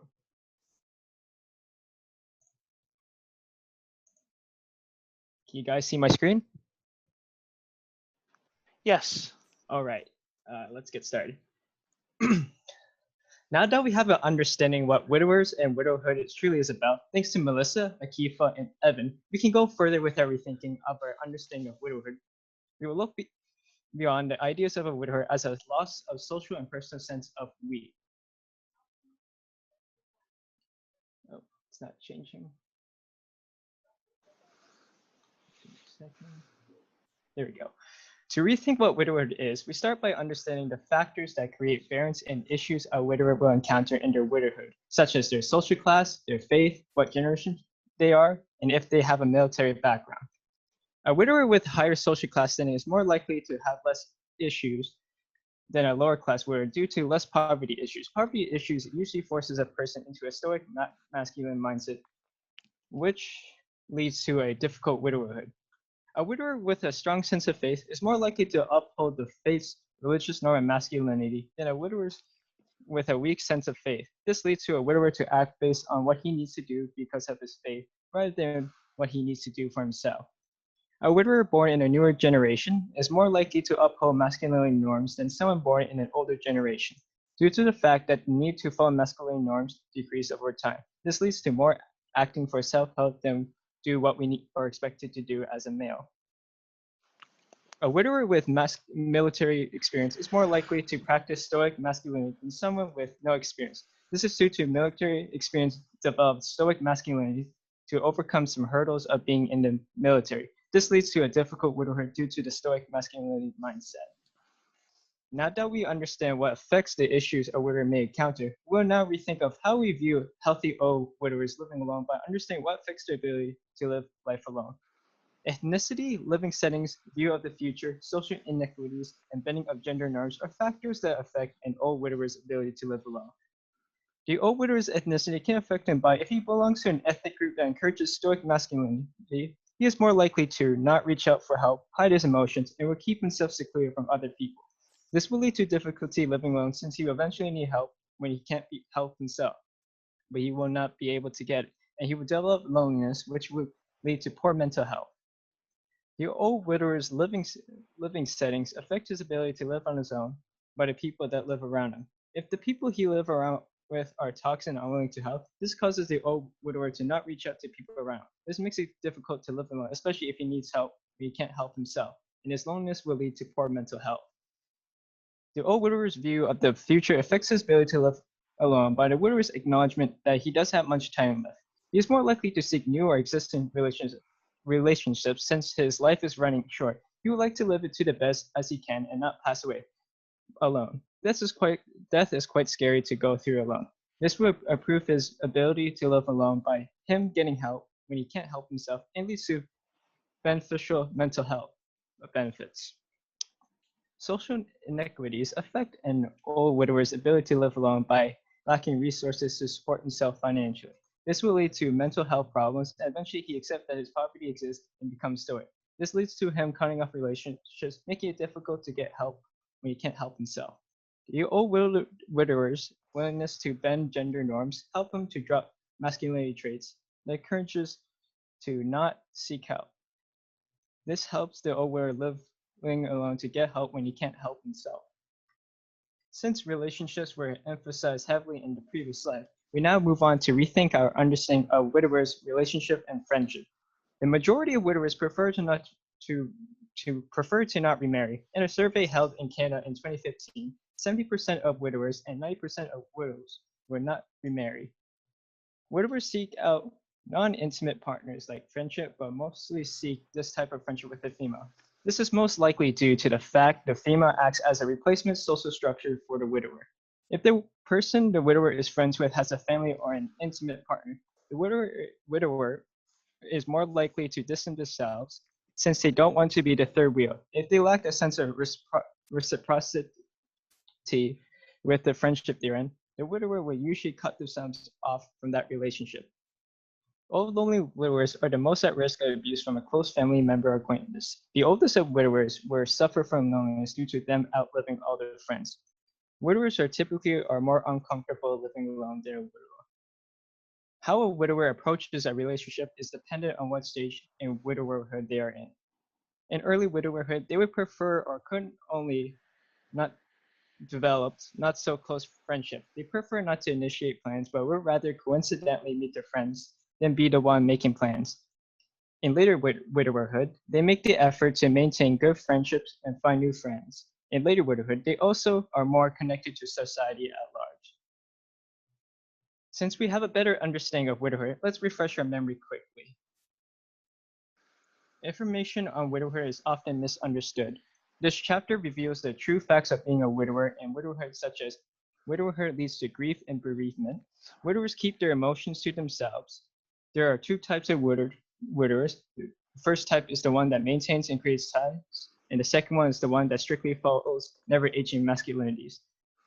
Habitus, culture, and society are key factors that affect bereavement. Gay widowhoods have their own unique issues that differ from heterosexual widowers. Most widowers would prefer not to remarry. Widowers prefer to seek non-intimate partners like female friends. Early widowers are less open than later widowers. So with this information, I hope you have a better understanding of widowhood. I hope you come out this willing to open yourself up to a widower you know and understand there's a reason the widower is acting the way he is. Thank you. Good job, Henry. Thank you for that. Yeah, I hope We also have our references too on there. Yeah. Okay, thank you.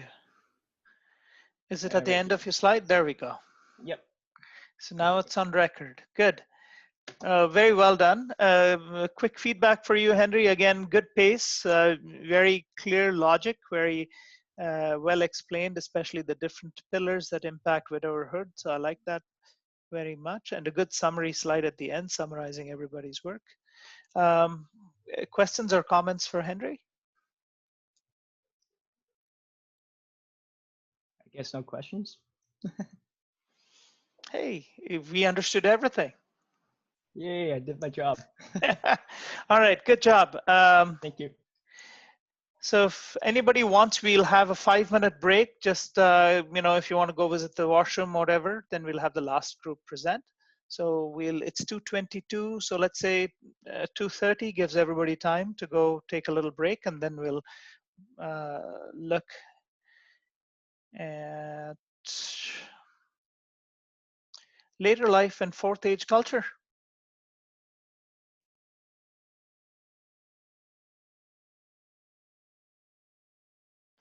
$2:30. All right, I'll see everybody at 2:30.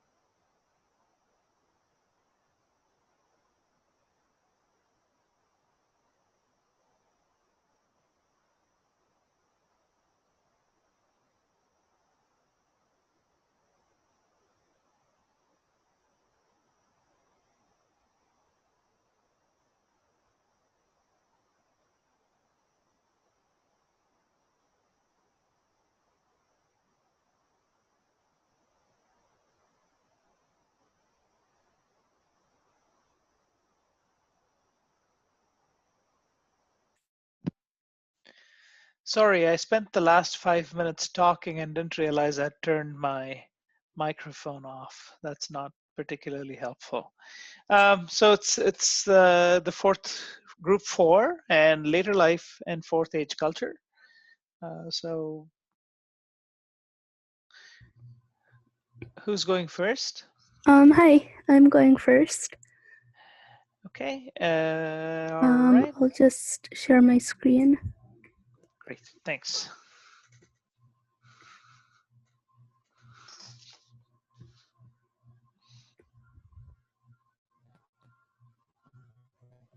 Okay, I think you guys can see it?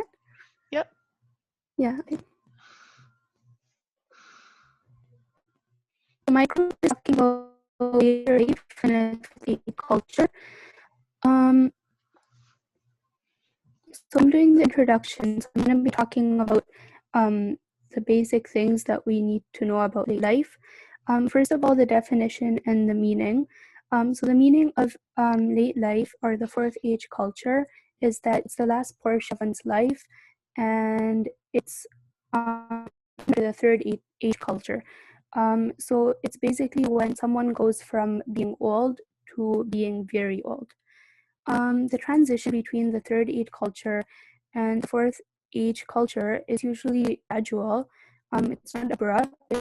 An example of the transition could be, for example, if if an elderly man used to drive, and slowly his eyesight begins to fade and he is no longer able to drive safely, that is an example of the gradual change between the third age culture and entering the fourth age culture. So entering the fourth age culture, so the way we determine, how we determine when someone enters the fourth age culture. So the exact age when one enters the fourth age culture is not specific, it's different for each individual. When one feels they're no longer able to participate in activities for their third age culture lifestyle is when they may determine that they have now entered the fourth age culture. So like I just mentioned, there's no specific age for one to enter the fourth age culture. Although most men are expected to enter age period, there remains no specific age to fully enter the culture.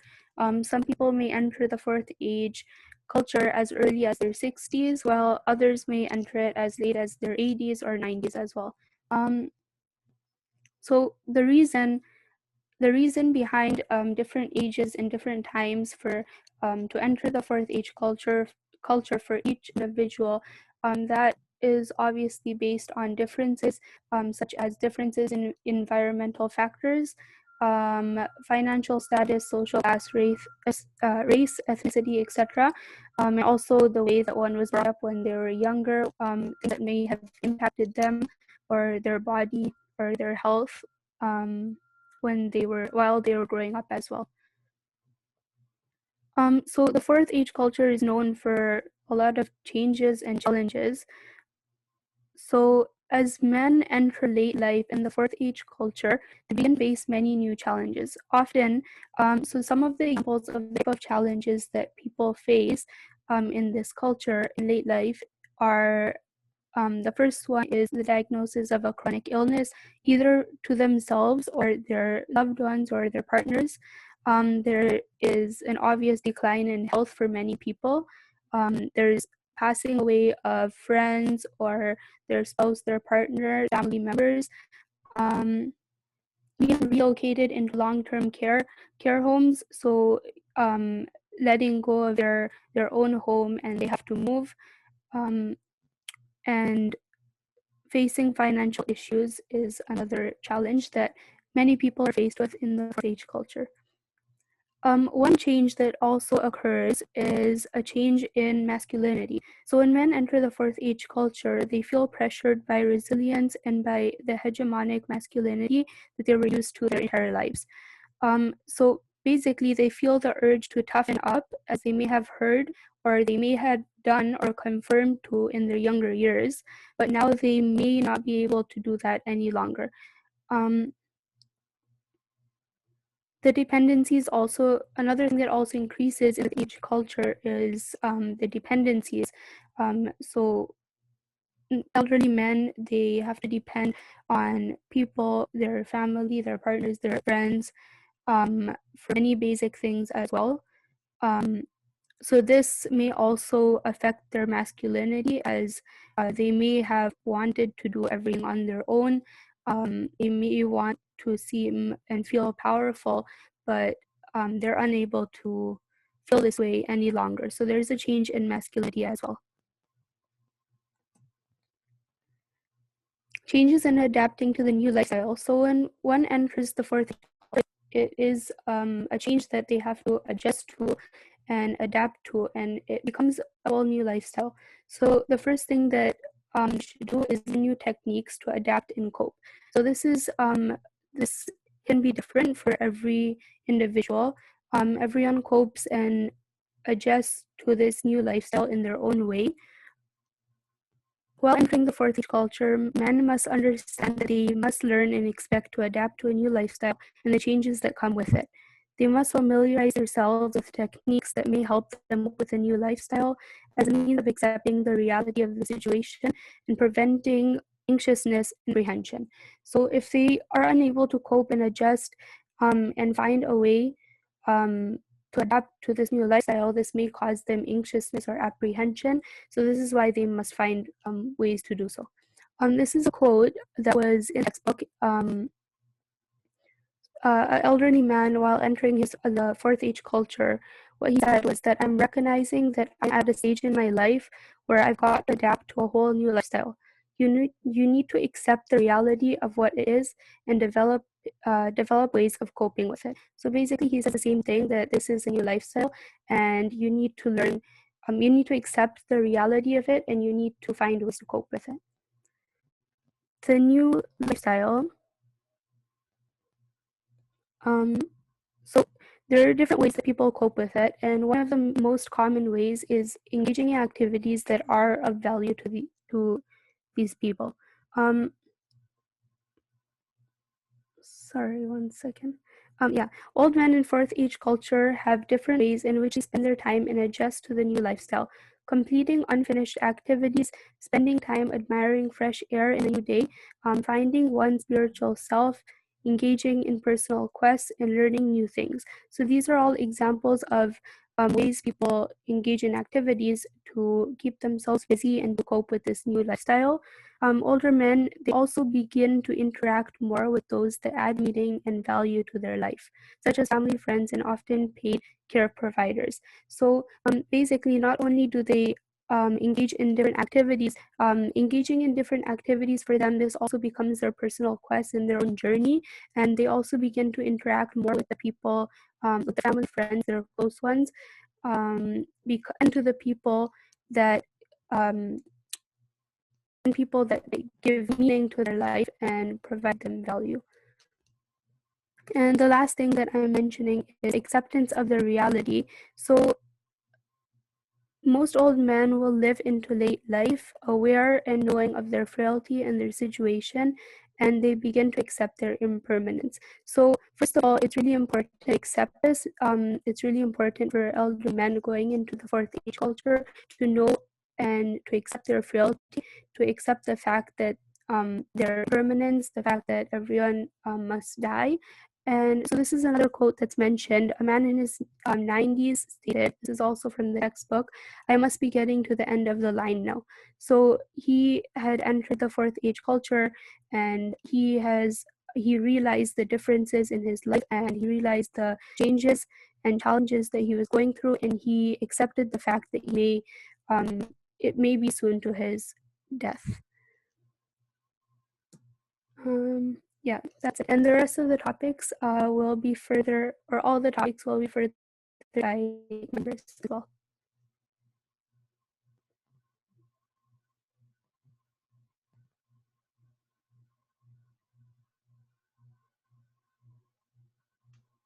Sorry, I should get into the habit of unmuting myself. You have a comment from, I guess everyone can see Henry's comment. Thank you, Henry, for positive comment. Akila, good job. Good start, and nice job distinguishing between third and fourth age culture and the non-chronologic connect. So I like that very much. And you gave a really nice example of what the transition might look like using driving cessation. Other examples are typically when your IADLs are not able to perform. Usually that's when you start making the transition from third to fourth age. Chloe says, great presentation. Questions for Akila? Any clarification, any questions, any other comments than what we're seeing on the chat window?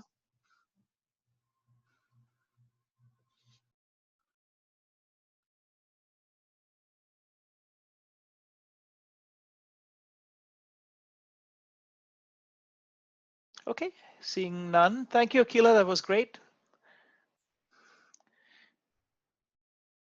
Who's coming up next from the group?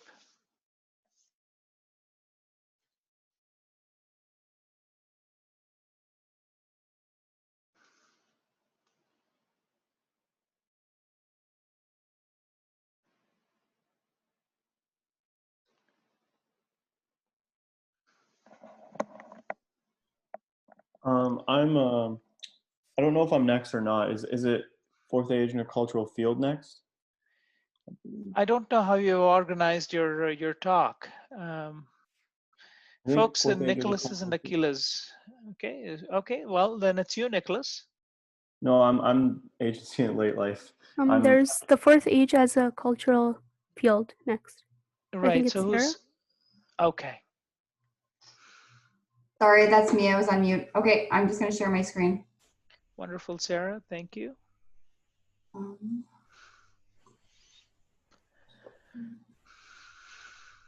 Yeah, we can see your screen now. Okay, perfect. So I'm presenting fourth age as a cultural field. Excellent. So as we continue from our topic of discussing that old men are not likely to become old at a particular age, and how classes and environment play important roles in determining that transition from third to fourth age, we move into what life is as a cultural field. So in the book, Understanding Bourdieu, authors define the cultural field as a series of institutions, rules, rituals, conventions, categories, designations, appointments, and titles which constitute an objective hierarchy and which produce and authorize discourse and activities. In the required textbook for this course, the section of fourth age cultural field discusses how fourth age has been viewed negatively by society and how this has shaped the way their social position is viewed. So advanced old age has continued to be discussed as the last stop, a terminal place which is unavoidable. Koss and Edker, 2012, used this example that this social imagery is a collectively imagined terminal destination in life, the old age that is unwanted and often feared.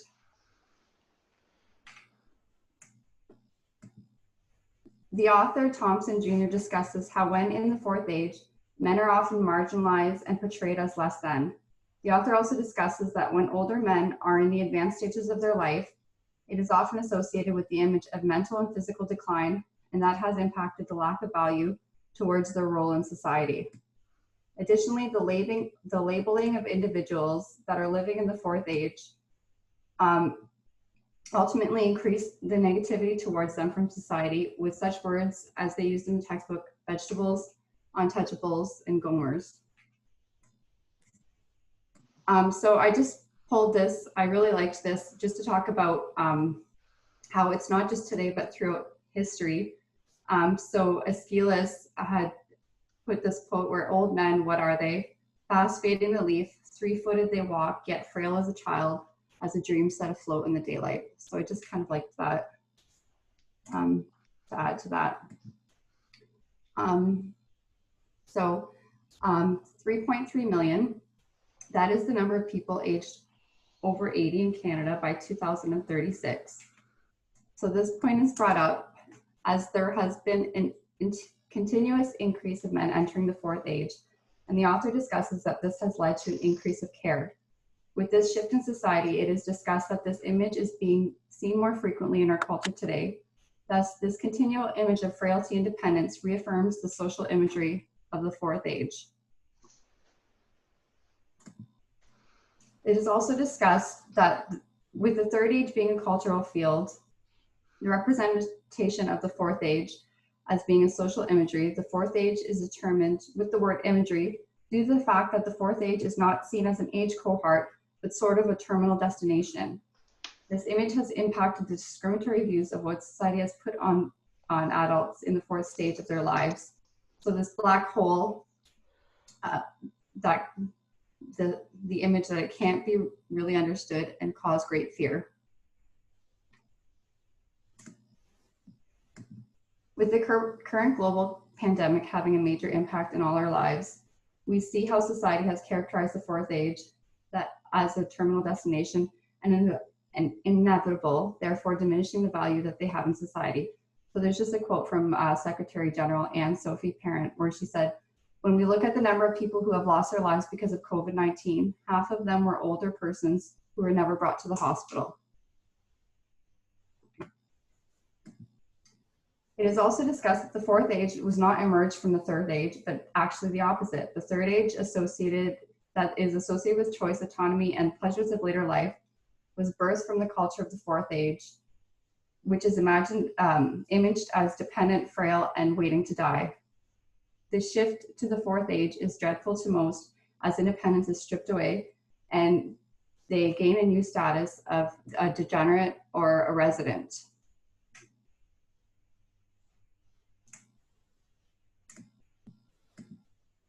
It is also discussed that there's the perspective that the fourth age can be seen as an intersection of advanced age and impairment with the possibility of expression, communication, agency. Still unclear on the fourth age, it requires further investigation, which includes the perspectives of those who are living in it. So in an article by Formasa 2019 titled Active Aging in the Fourth Age, the author discusses the importance of investigating the experiences and perspectives of those living in the fourth age. So I really liked this excerpt from an interview from a participant in a study which revealed the importance of understanding their lived experience in order to attempt the shift of ideas and values on what the fourth age portrays. So just this excerpt said, "I remember when being here was like being in limbo, neither alive nor dead, just being fed and washed day after day. Then society began changing. Some new managers came to the home with different ideas on how to run this home with activities. This care home stopped being a care home, and you stopped being a resident, and you got closer to how things were when you were living in the community, feeling normal, meeting others, and laughing."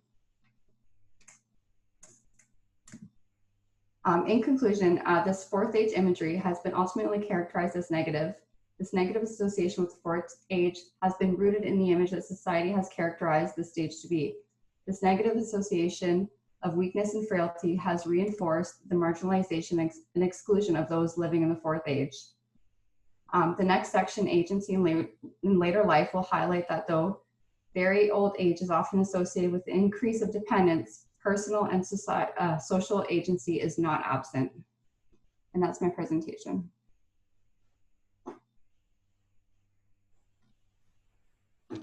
Thank you, Sarah. Several nice things about your presentation. I found it's a good point you made that the fourth age is really something that evolved from an adaptation of the third stage itself. I like your slides. The slides were good. They weren't bulky in the sense they didn't have too much printed information on the slide itself, so that's good. Yeah, so that's lots of, I like your use of metaphors, and you're discussing social imagery associated with the fourth age. So thank you.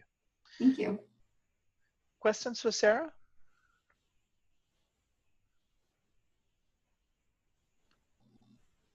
All right. Sarah, don't take it personally. I think everyone's just tired. So they're saying nice things to you, but nobody's thinking of questions, and I don't blame anybody. That's okay. Okay. Thanks. No problem. Well done. So Agency in fourth age. Who's speaking about agency in fourth age? That's me. All right, Nicholas, all yours, buddy. Okay.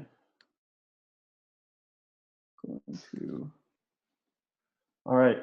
So basically, my section of the chapter. All right, let's go back. So agency in late life. So it starts off the chapter. Before I start, my section, I've basically come just from the textbook only. I don't have any outside sources. So that's okay. I will refer to some previous topics talked to it in the course as well. But okay. So agency in late life begins by talking about this false notion that fourth agers are physically and cognitively depleted to the point that they lose their agency. So theorists, they're also saying that being physically able is required for agency. And this part of the chapter really just challenges that and looks at case studies and to try and prove otherwise kind of thing. So loss of agency signifies the beginning of the fourth age. So this is when the transition to fourth age is kind of like a bunch of groups have talked about already, like getting older and entering into that more dependent state. So losing agency is kind of like the main signifier of that, and that's what has been looked at so far. And I think it's more important to note that it's a loss of like physical agency, because you can do other things other than just physically do things by yourself. So after observations and research, the author found that very old men retained agency and were able to change the actions and feelings of people around them. So instead of doing things for themselves, they would choose things and make choices and make other people around them feel a certain way, which is still agency in a way. And that's what this chapter argues, or this section. So one of the first case study was, it described a man in his late 70s, back-to-back debilitating strokes, and it limited his speech to 2 phrases. And for whatever reason, the 2 phrases are fuck you and fuck off. So these are the 2 phrases that he was able to say during this very limited state. So he actually showed agency in his ability to control how he said the phrases. So he would say like a soft, welcoming tone for greetings and goodbyes. I believed he used fuck off for like hellos and goodbyes, and he would say more fuck you for like kind of like when he's talking to someone. But I don't know, it's weird enough as it is. It was his way of communicating. And so he spent over a year in this limited state, in another half a year in this non-responsive state where he had food and drinks fed to him. So food was placed in front of him and he would eat it. Like he wouldn't respond. He would just kind of do actions and stuff. More nonverbal in that case. Second case, there was a man in his mid 80s, an assisted living arrangement. He had a private nurse who cared for him. He was lucid, frail, and found difficulty holding conversations without losing focus. Despite that, he actually loved talking about politics. He talked a lot about his feelings and thoughts on things. So he openly acknowledged that his functional health was in a decline, more specifically his physical health. So he still showed characteristics of his personality that his family was used to before his institutionalization. Basically, it was like his collective identity in a way. I remember collective identity, that came from, I remember the first day we talked about when someone gets older, you still see them as who they are as opposed to just someone who's getting old. That came to mind when I was reading about this.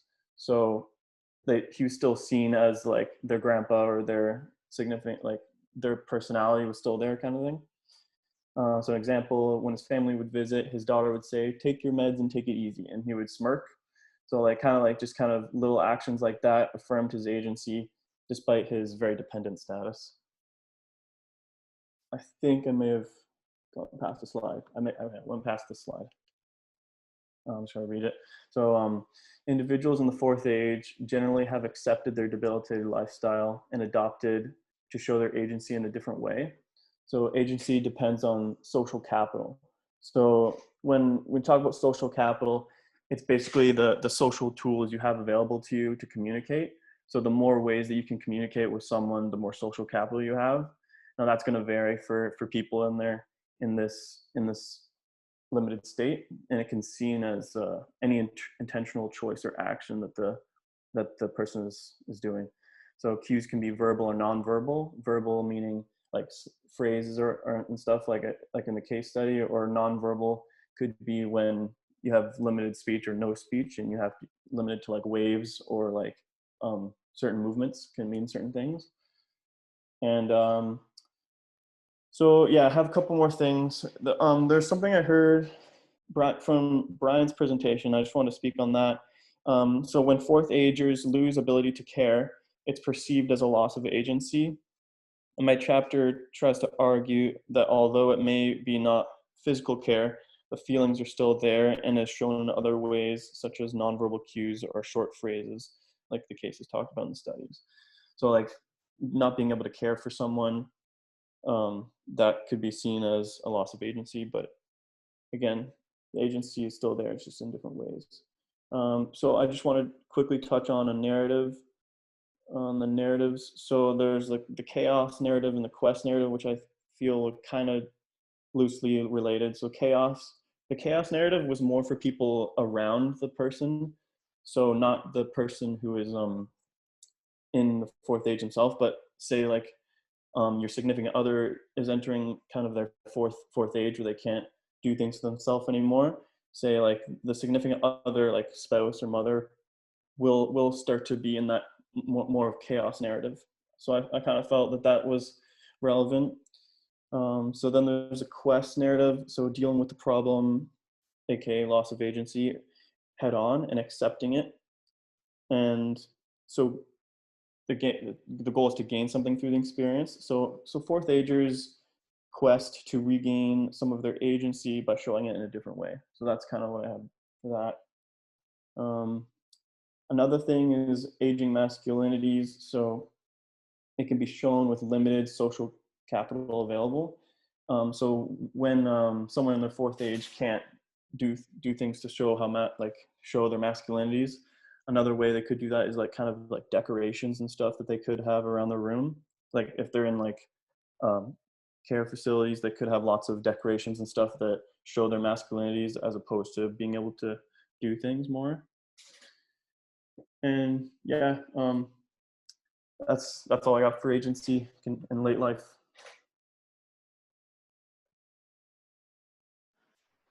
Thank you, Nicholas. I mean, it's very interesting to think about agency in the fourth age.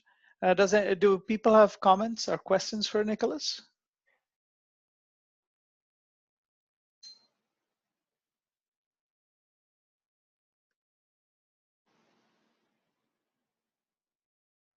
Okay. Well, I'll go ahead and make a call. Oh, Teresa, sorry. Go ahead, please. Sorry, I was just getting ready to start my presentation. Okay, yeah. No, go ahead. I just have a couple of things. I mean, very similar and in line with what Nicholas said. A lot of autonomy is expressed by people who are completely unable to do things in later life and in the fourth age. But there are examples of people who have lost complete bodily function and continued to do amazing things. And one stunning example, this is an exceptional example, we will probably not see too many like that, is of Stephen Hawking, the astrophysicist who had lost functionality of most of his body, but he continued, with a voice synthesizer. And now, obviously, he wasn't that old, but his chronological age is somewhat irrelevant because he had lost the ability to continue with his IADLs on a day-to-day basis. For those of you who read classics, this is a fictional example, but it is based on examples that have been seen. There's the Count of Monte Cristo by Alexandre Dumas, and it's a wonderful piece of work. It's a very nice, well-written book. For those of you who speak and read French, it's obviously the French version is better. But an example there is of a character called Monsieur Nautier, who's in his 80s, completely paralyzed, and the only thing he can do is blink. And there's a whole section on how he dictates a whole set of instructions concerning his inheritance and his will, using just his ability to blink his eyelids. So thereby showing agency even at a very late stage in life, as long as, of course, the other faculties are still in place to be able to do so. All right, well, I'm gonna, Teresa, it's all yours.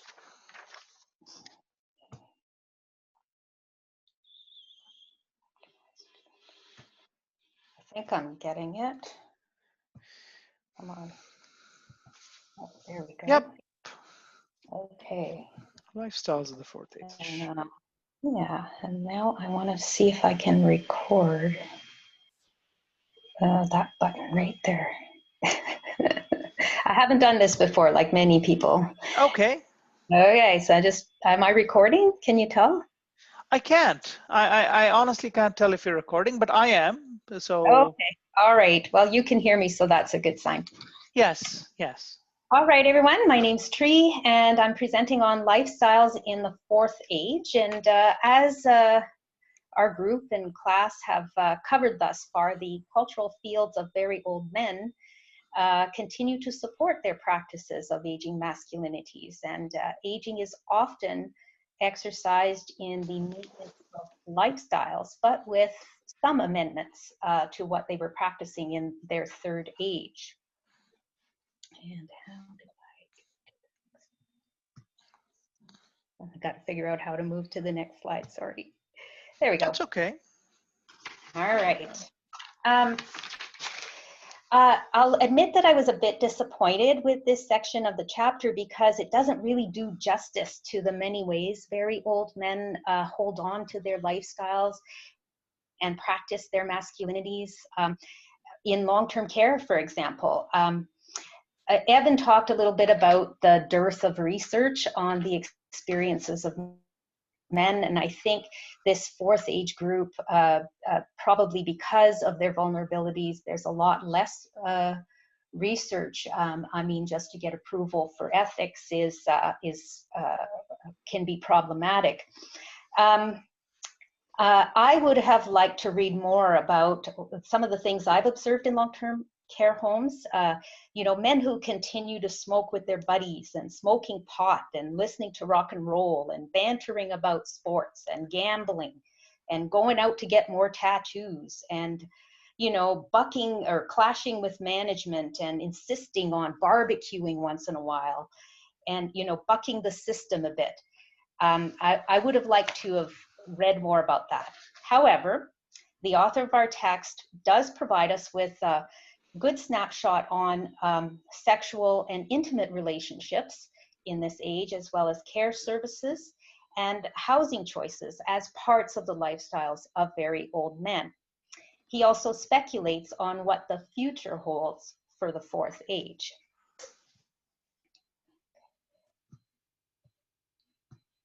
Okay. The author begins by relating that when stories about sex in nursing homes are reported, they tend to be sensationalized. However, people in the fourth age, including those living in long-term care, have not lost the desire for physical contact. Sexual activity and intimate contact, which may include hugging, kissing, cuddling, fondling, and yes, intercourse, occur in such places. According to Mayhew and Gastman's 2015, old residents often have positive attitudes about sexuality, and old men who had a prior interest in being sexually active often carried this interest into very late life. Old men in institutionalized settings who remain intimate with former partners or who kindle new relationships are evidence that agency is being exercised and therefore that masculinities continue to be practiced in the fourth age. The author points out some logistical and legal issues that remain to be resolved in order to support individuals who wish to maintain their intimate lifestyles.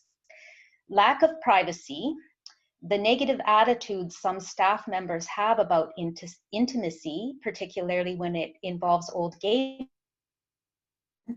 and negotiating intimacy between couples with mixed cognitive capabilities are examples of such issues.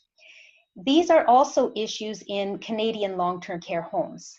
This is not in the text, but I felt I should give you the situation here in Ontario. Ontario's Long-Term Care Act has a section called the Residents' Bill of Rights. This gives residents the right to meet privately with a family member or person of their choosing. It also gives them the right to practice their lifestyles as long as it doesn't infringe on other people's rights. However, these rights in particular have been heavily criticized because they are vague and have been interpreted in different ways depending on the long-term care home's policies. Yet, as the author suggests, changes in attitudes and laws over the years are definitely heading toward greater recognition and preservation of old men's sexual autonomy.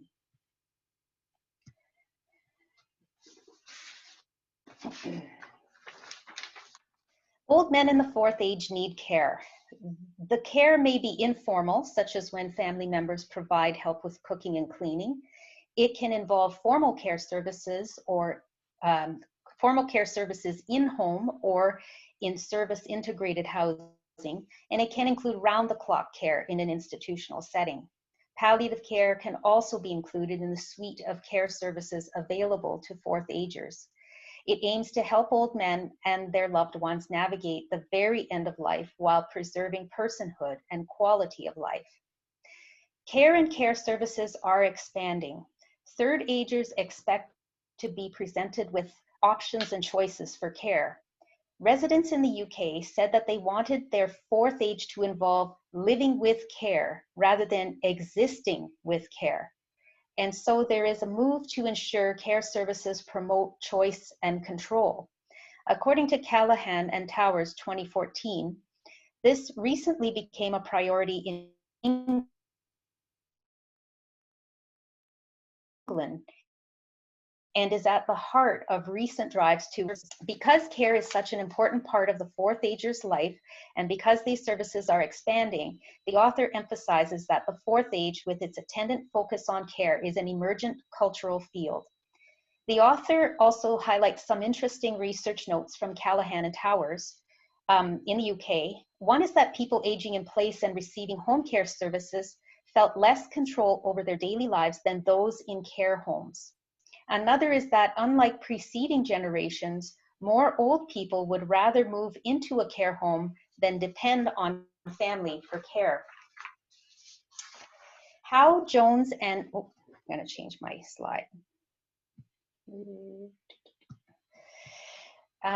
Howe Jones and Tilse, 2013, noted that with new service integrated housing projects in the UK, US, Canada, Australia, and New Zealand, increasing flexibility has blurred the boundaries between previously distinct forms of housing with set service menus and widened the range of services available to residents in any one house setting, but not necessarily used by all. Housing providers are rebranding their housing offerings with more positive descriptors and names. They are adding variety and quality to their offerings. Care and accommodation components are adapting to mirror fourth agers' preferences. And so this field is one that is actively changing.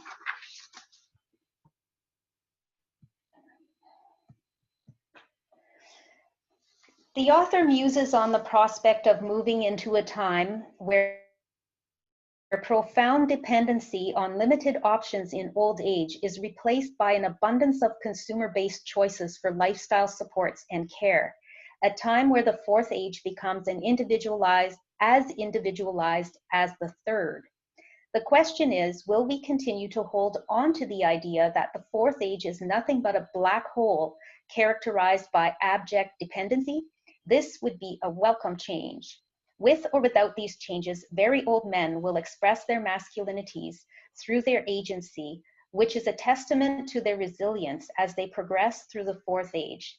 This resilience will be addressed next. Thank you for listening. Thank you, Sri. Great job. Thank you.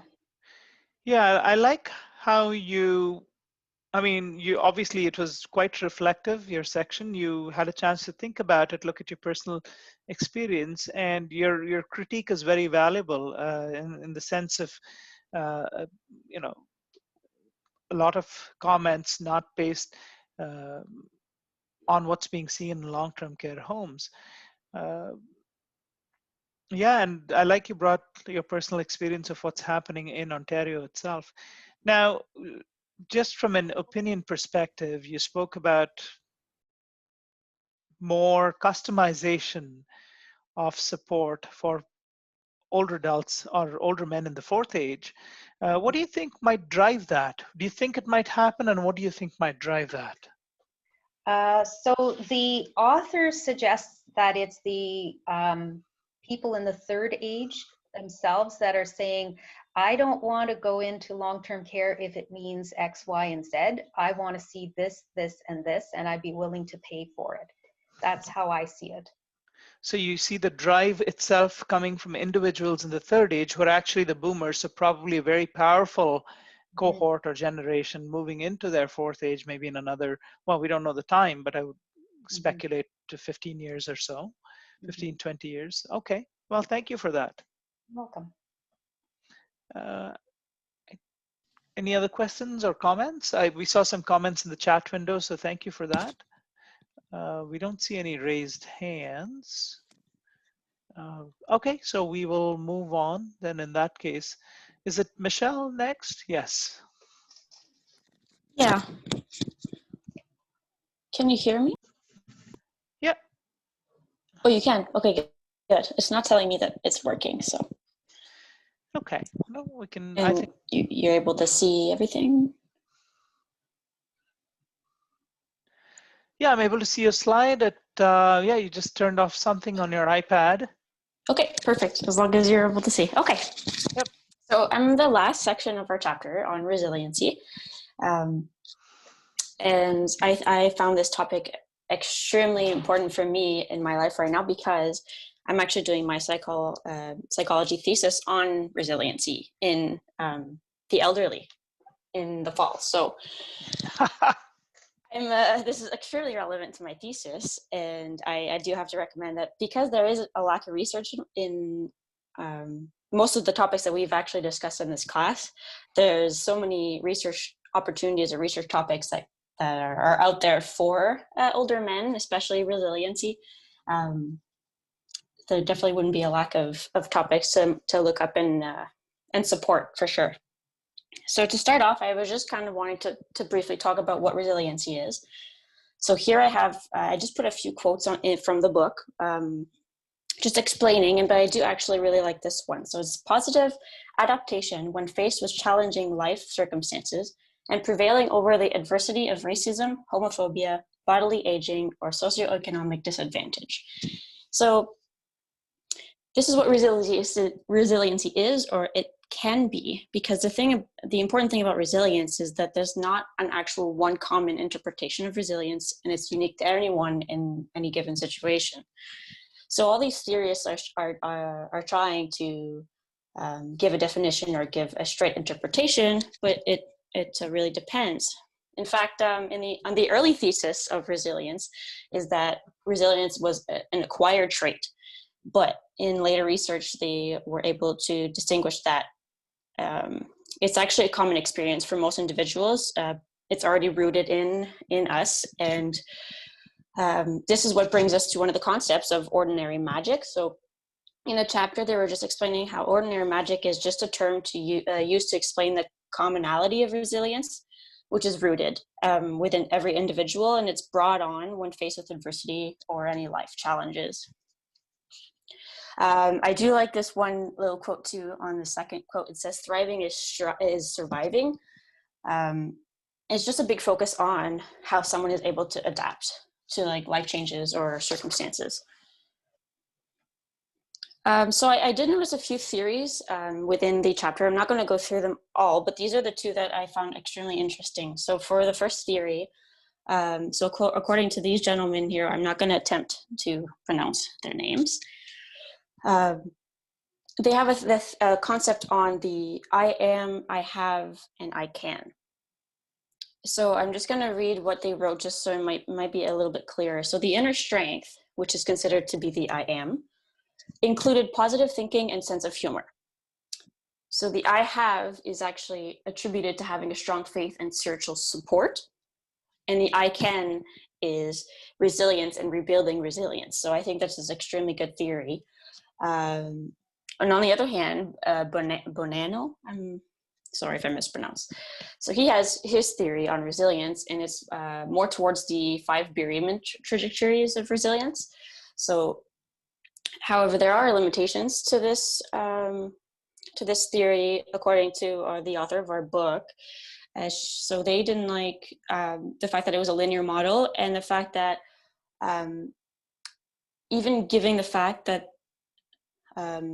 they're studying resilience in bereavement studies, it's actually resulting in what they call horse blinders for resiliency, which means it's literally just, it's right in front of everyone's eyes, but nobody knows that it exists. Nobody knows that it's there.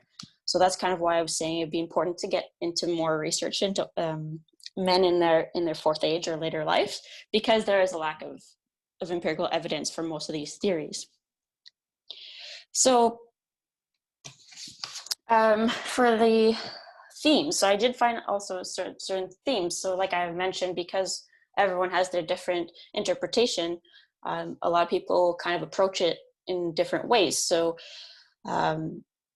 Randall here, he had emphasis on humor and irony. So he believes that the humor is actually an expression of irony, and that aging pushes us to be more ironic.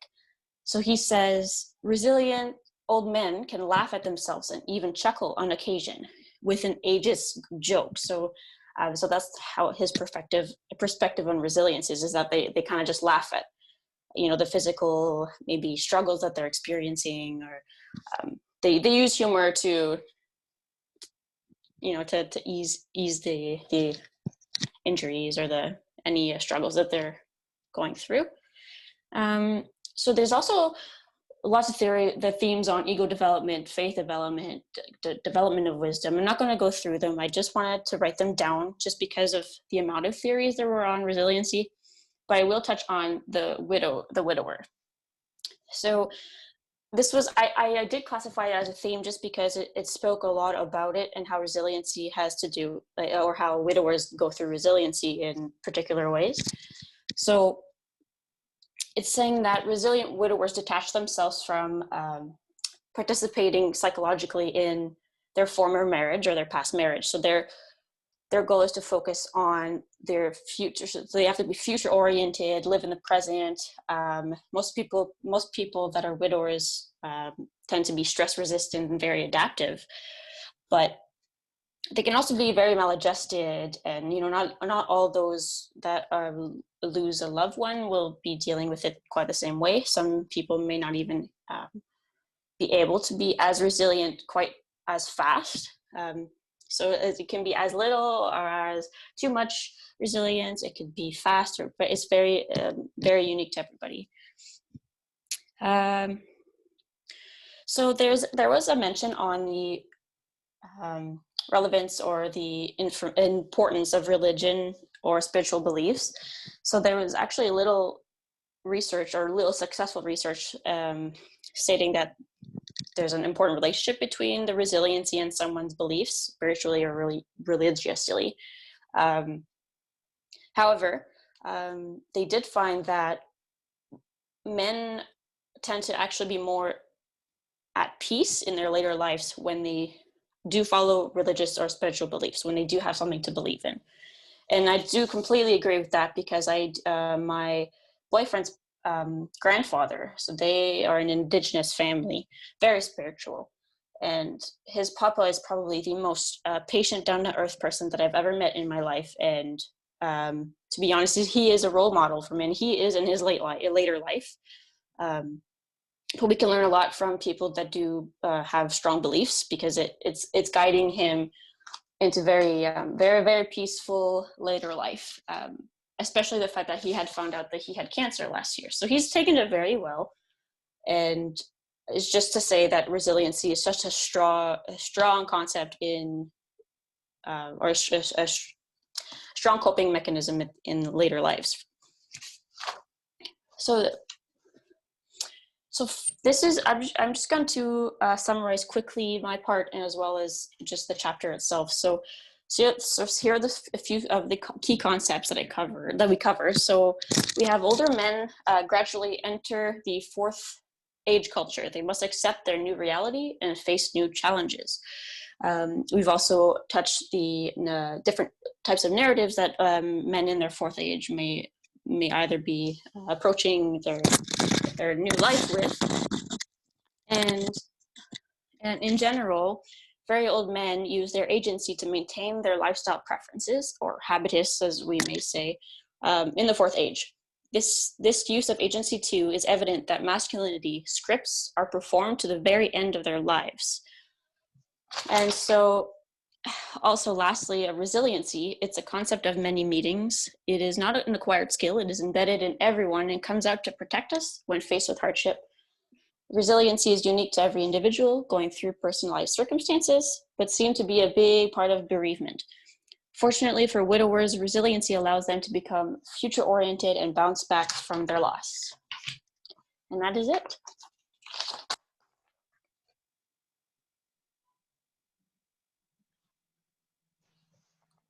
Thank you, Michelle.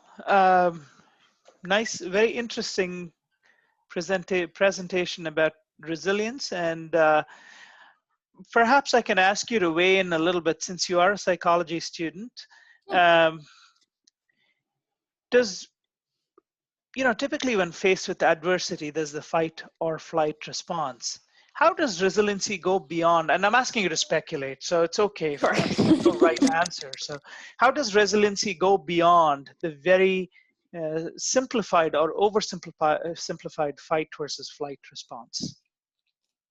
Well, as you probably already know, the fight and flight is natural response, right? So it's automatic from someone to react either way in some situation. But I do think that resilience is also a form of natural reaction. So I think that it'd be a little different. But I believe that the fight or flight is more of an instant reaction. It happens right away. You walk in the woods, you see a bear. You're not going to wait to react. You're going to react how you will. And so if you compare it to, maybe receiving news that your father's passing away, you're not going to get a fight or flight response, but eventually you might, you become resilient because it's more of a long-term way of coping with a hard situation, as opposed to, short and sweet, like you have no time to think about it kind of fight or flight response is what I believe. The immediacy of the fight and flight response versus the more reflective, contemplative response that resiliency requires, and that's the distinction you're making. Okay, yeah.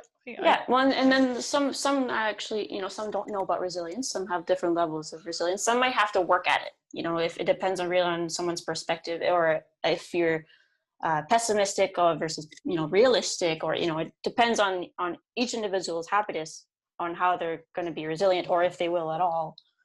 Yeah, that's what I think. Okay, good. Thank you. Questions or comments for Michelle? Thank you for sharing the personal example too. I appreciate that. Yeah. Okay, well, thank you. I guess you don't have questions, which is fine. The rest of the class, I guess we're done with presentations. I hope all of you are okay and able to go. Well, I don't know if you guys can go out to patio and celebrate if you feel comfortable enough, but you are done the course. So congratulations on that. Presentation marks I'll try to get them up by Monday. I'm still summarizing my comments. I'm not, I've ascribed temporary marks to everybody. I think overall the class did very well. And, so that's great. You're all done. So that's good. I should start marking my assignments early next week. So you should, I'm optimistic that end of next week, or at least by the middle of the week after, you will have your final mark. I have a question. Go ahead, please. Okay. So for the third assignment, which is due tomorrow night at 11:59, whatever time. Okay. If you're not finished on time, because I have to work tomorrow. Well, I was going to, So, I had some good news for everybody in case they want it. One student has yeah. asked me for an extension tomorrow night. So I don't think it's fair to only give one student the extension. So everybody gets an extension till Monday night for the third assignment. Okay, that makes sense. Thank you. Yeah, hopefully Thank you so people, much. no problem. I hope that's useful. Till when, sorry? It's just It's everybody has an extension for assignment 3 till Monday night. Perfect, thank you. Okay. Thank you. Thank you. Thank you. Thank you. You're very welcome. So that also eases the pressure on me to mark those assignments. You understand that, right? Well, you said everybody. Everybody, the whole class gets to submit it on Monday. So that means nobody is going to be too upset if you know, the mark doesn't show up exactly on the Friday or whatever. That's okay. Okay, good. Yeah, awesome. Thank you. Very good. All of you, well, have an awesome week before classes start, and have a wonderful semester. I'm sure I'll see many of you in class. Melissa has a question. Melissa, go ahead. Oh, I just wanted to say this was my first class with you, and I really enjoyed it. And as much as I didn't get to like meet you in person, you made it very enjoyable on Zoom, and I got to see your face. But I just wanted to say thank you, and I hope to work with you again in the future. Thank you for your kind message. I appreciate it. Yeah. I have a question. What else do you teach? What else do you teach? Well, I think saying I teach can be an exaggeration, but I'll go ahead and say I go ahead with a few courses. I'm teaching the seminar course in fall. I'm teaching a research literacy course, which is by distance, but I still interact a lot with students. And then Also, I'm in gerontology. Yes, they're all gerontology courses. The aging body is a gerontology course, and the research methods is also a gerontology course. Okay, so I think I'm going to do the aging bodies after. Yeah, just pick one of the two. The research literacy course is also very good because it sets you up to read research papers. So that was Michelle. Akifa? Yeah, I'm taking the research literacy course in Excellent. September. Good. And you know, even though it's a typical distance course, I'm very engaged with students. So absolutely, you know, email or we set up Zoom if you have any questions to address content. You know, it's very simple and straightforward. I don't work at arm's length. I try to engage more. So yeah, just That's nice. Well, thank you for the amazing class. I did really enjoy it, and I'm hoping to take the course in September with you as well. Thank you. I appreciate your kind words. That's wonderful. Thanks, Teresa and Anais. Michelle, did you want to say something? Yeah, I just want to say thank you for the course and to everybody, really thank you for those. Yeah, thank you. I have learned so many things during those 5 days because what I've noticed is most of the courses or study we talk about women. It was hard finding something talking about men. So I personally really learned something, and I would like to say thank you. Oh, you're very welcome. And you know what? This was a wonderful class. It was so interactive. I was just telling one of the deans, one of the deans is my neighbors. I was telling the dean that she was saying, well, how's your Zoom class going? Do people hate it? I said, well, I don't know if they hate it because I'm getting a lot of interaction. So I can say that everyone's very engaged. So I think, you know, it's been a positive, open experience. And if I were to teach courses again, I'm not going to walk away from Zoom because you don't see the professor, but it can be very engaging. Like this class, I thought, you know, all of you did fantastic. Thank you.